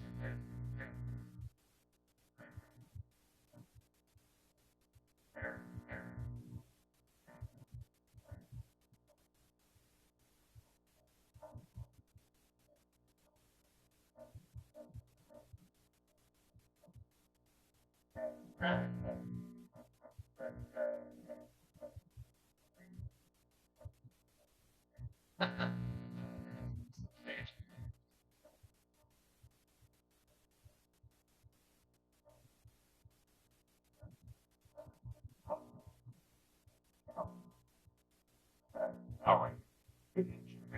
Well, city manager, you're on it. Any other future agenda items?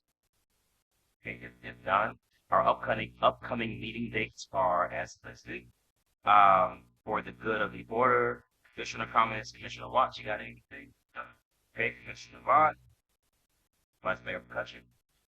I was like, go.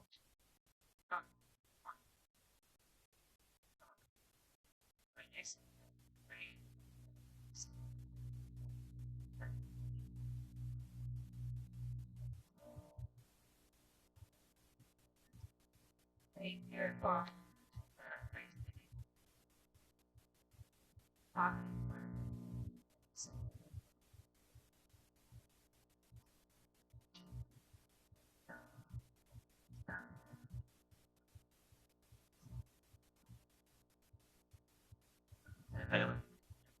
And I will second that, and lots of kids and goodies.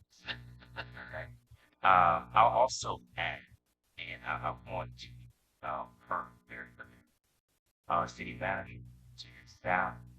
I am deeply appreciate excellence that is executed. If you don't work in tech ever, you may not understand the difficulty that is involved doing something from a patient.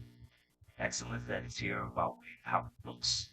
And it's not perfect, so it's hard. I think it's the first time, but what we executed this evening makes me so very proud.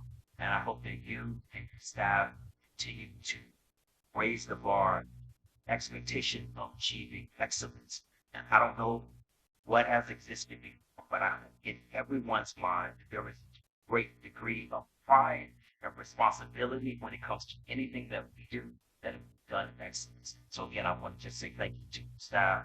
I know gentlemen see or they felt great coming in here to see what you so just thank you. And to your staff, thank you. All right. If there is nothing else, do we have a motion to? We have a motion. Do we have a second? All right. Motion and a second. All those in favor, signify by saying aye. None opposed. You all have a good evening and please be safe.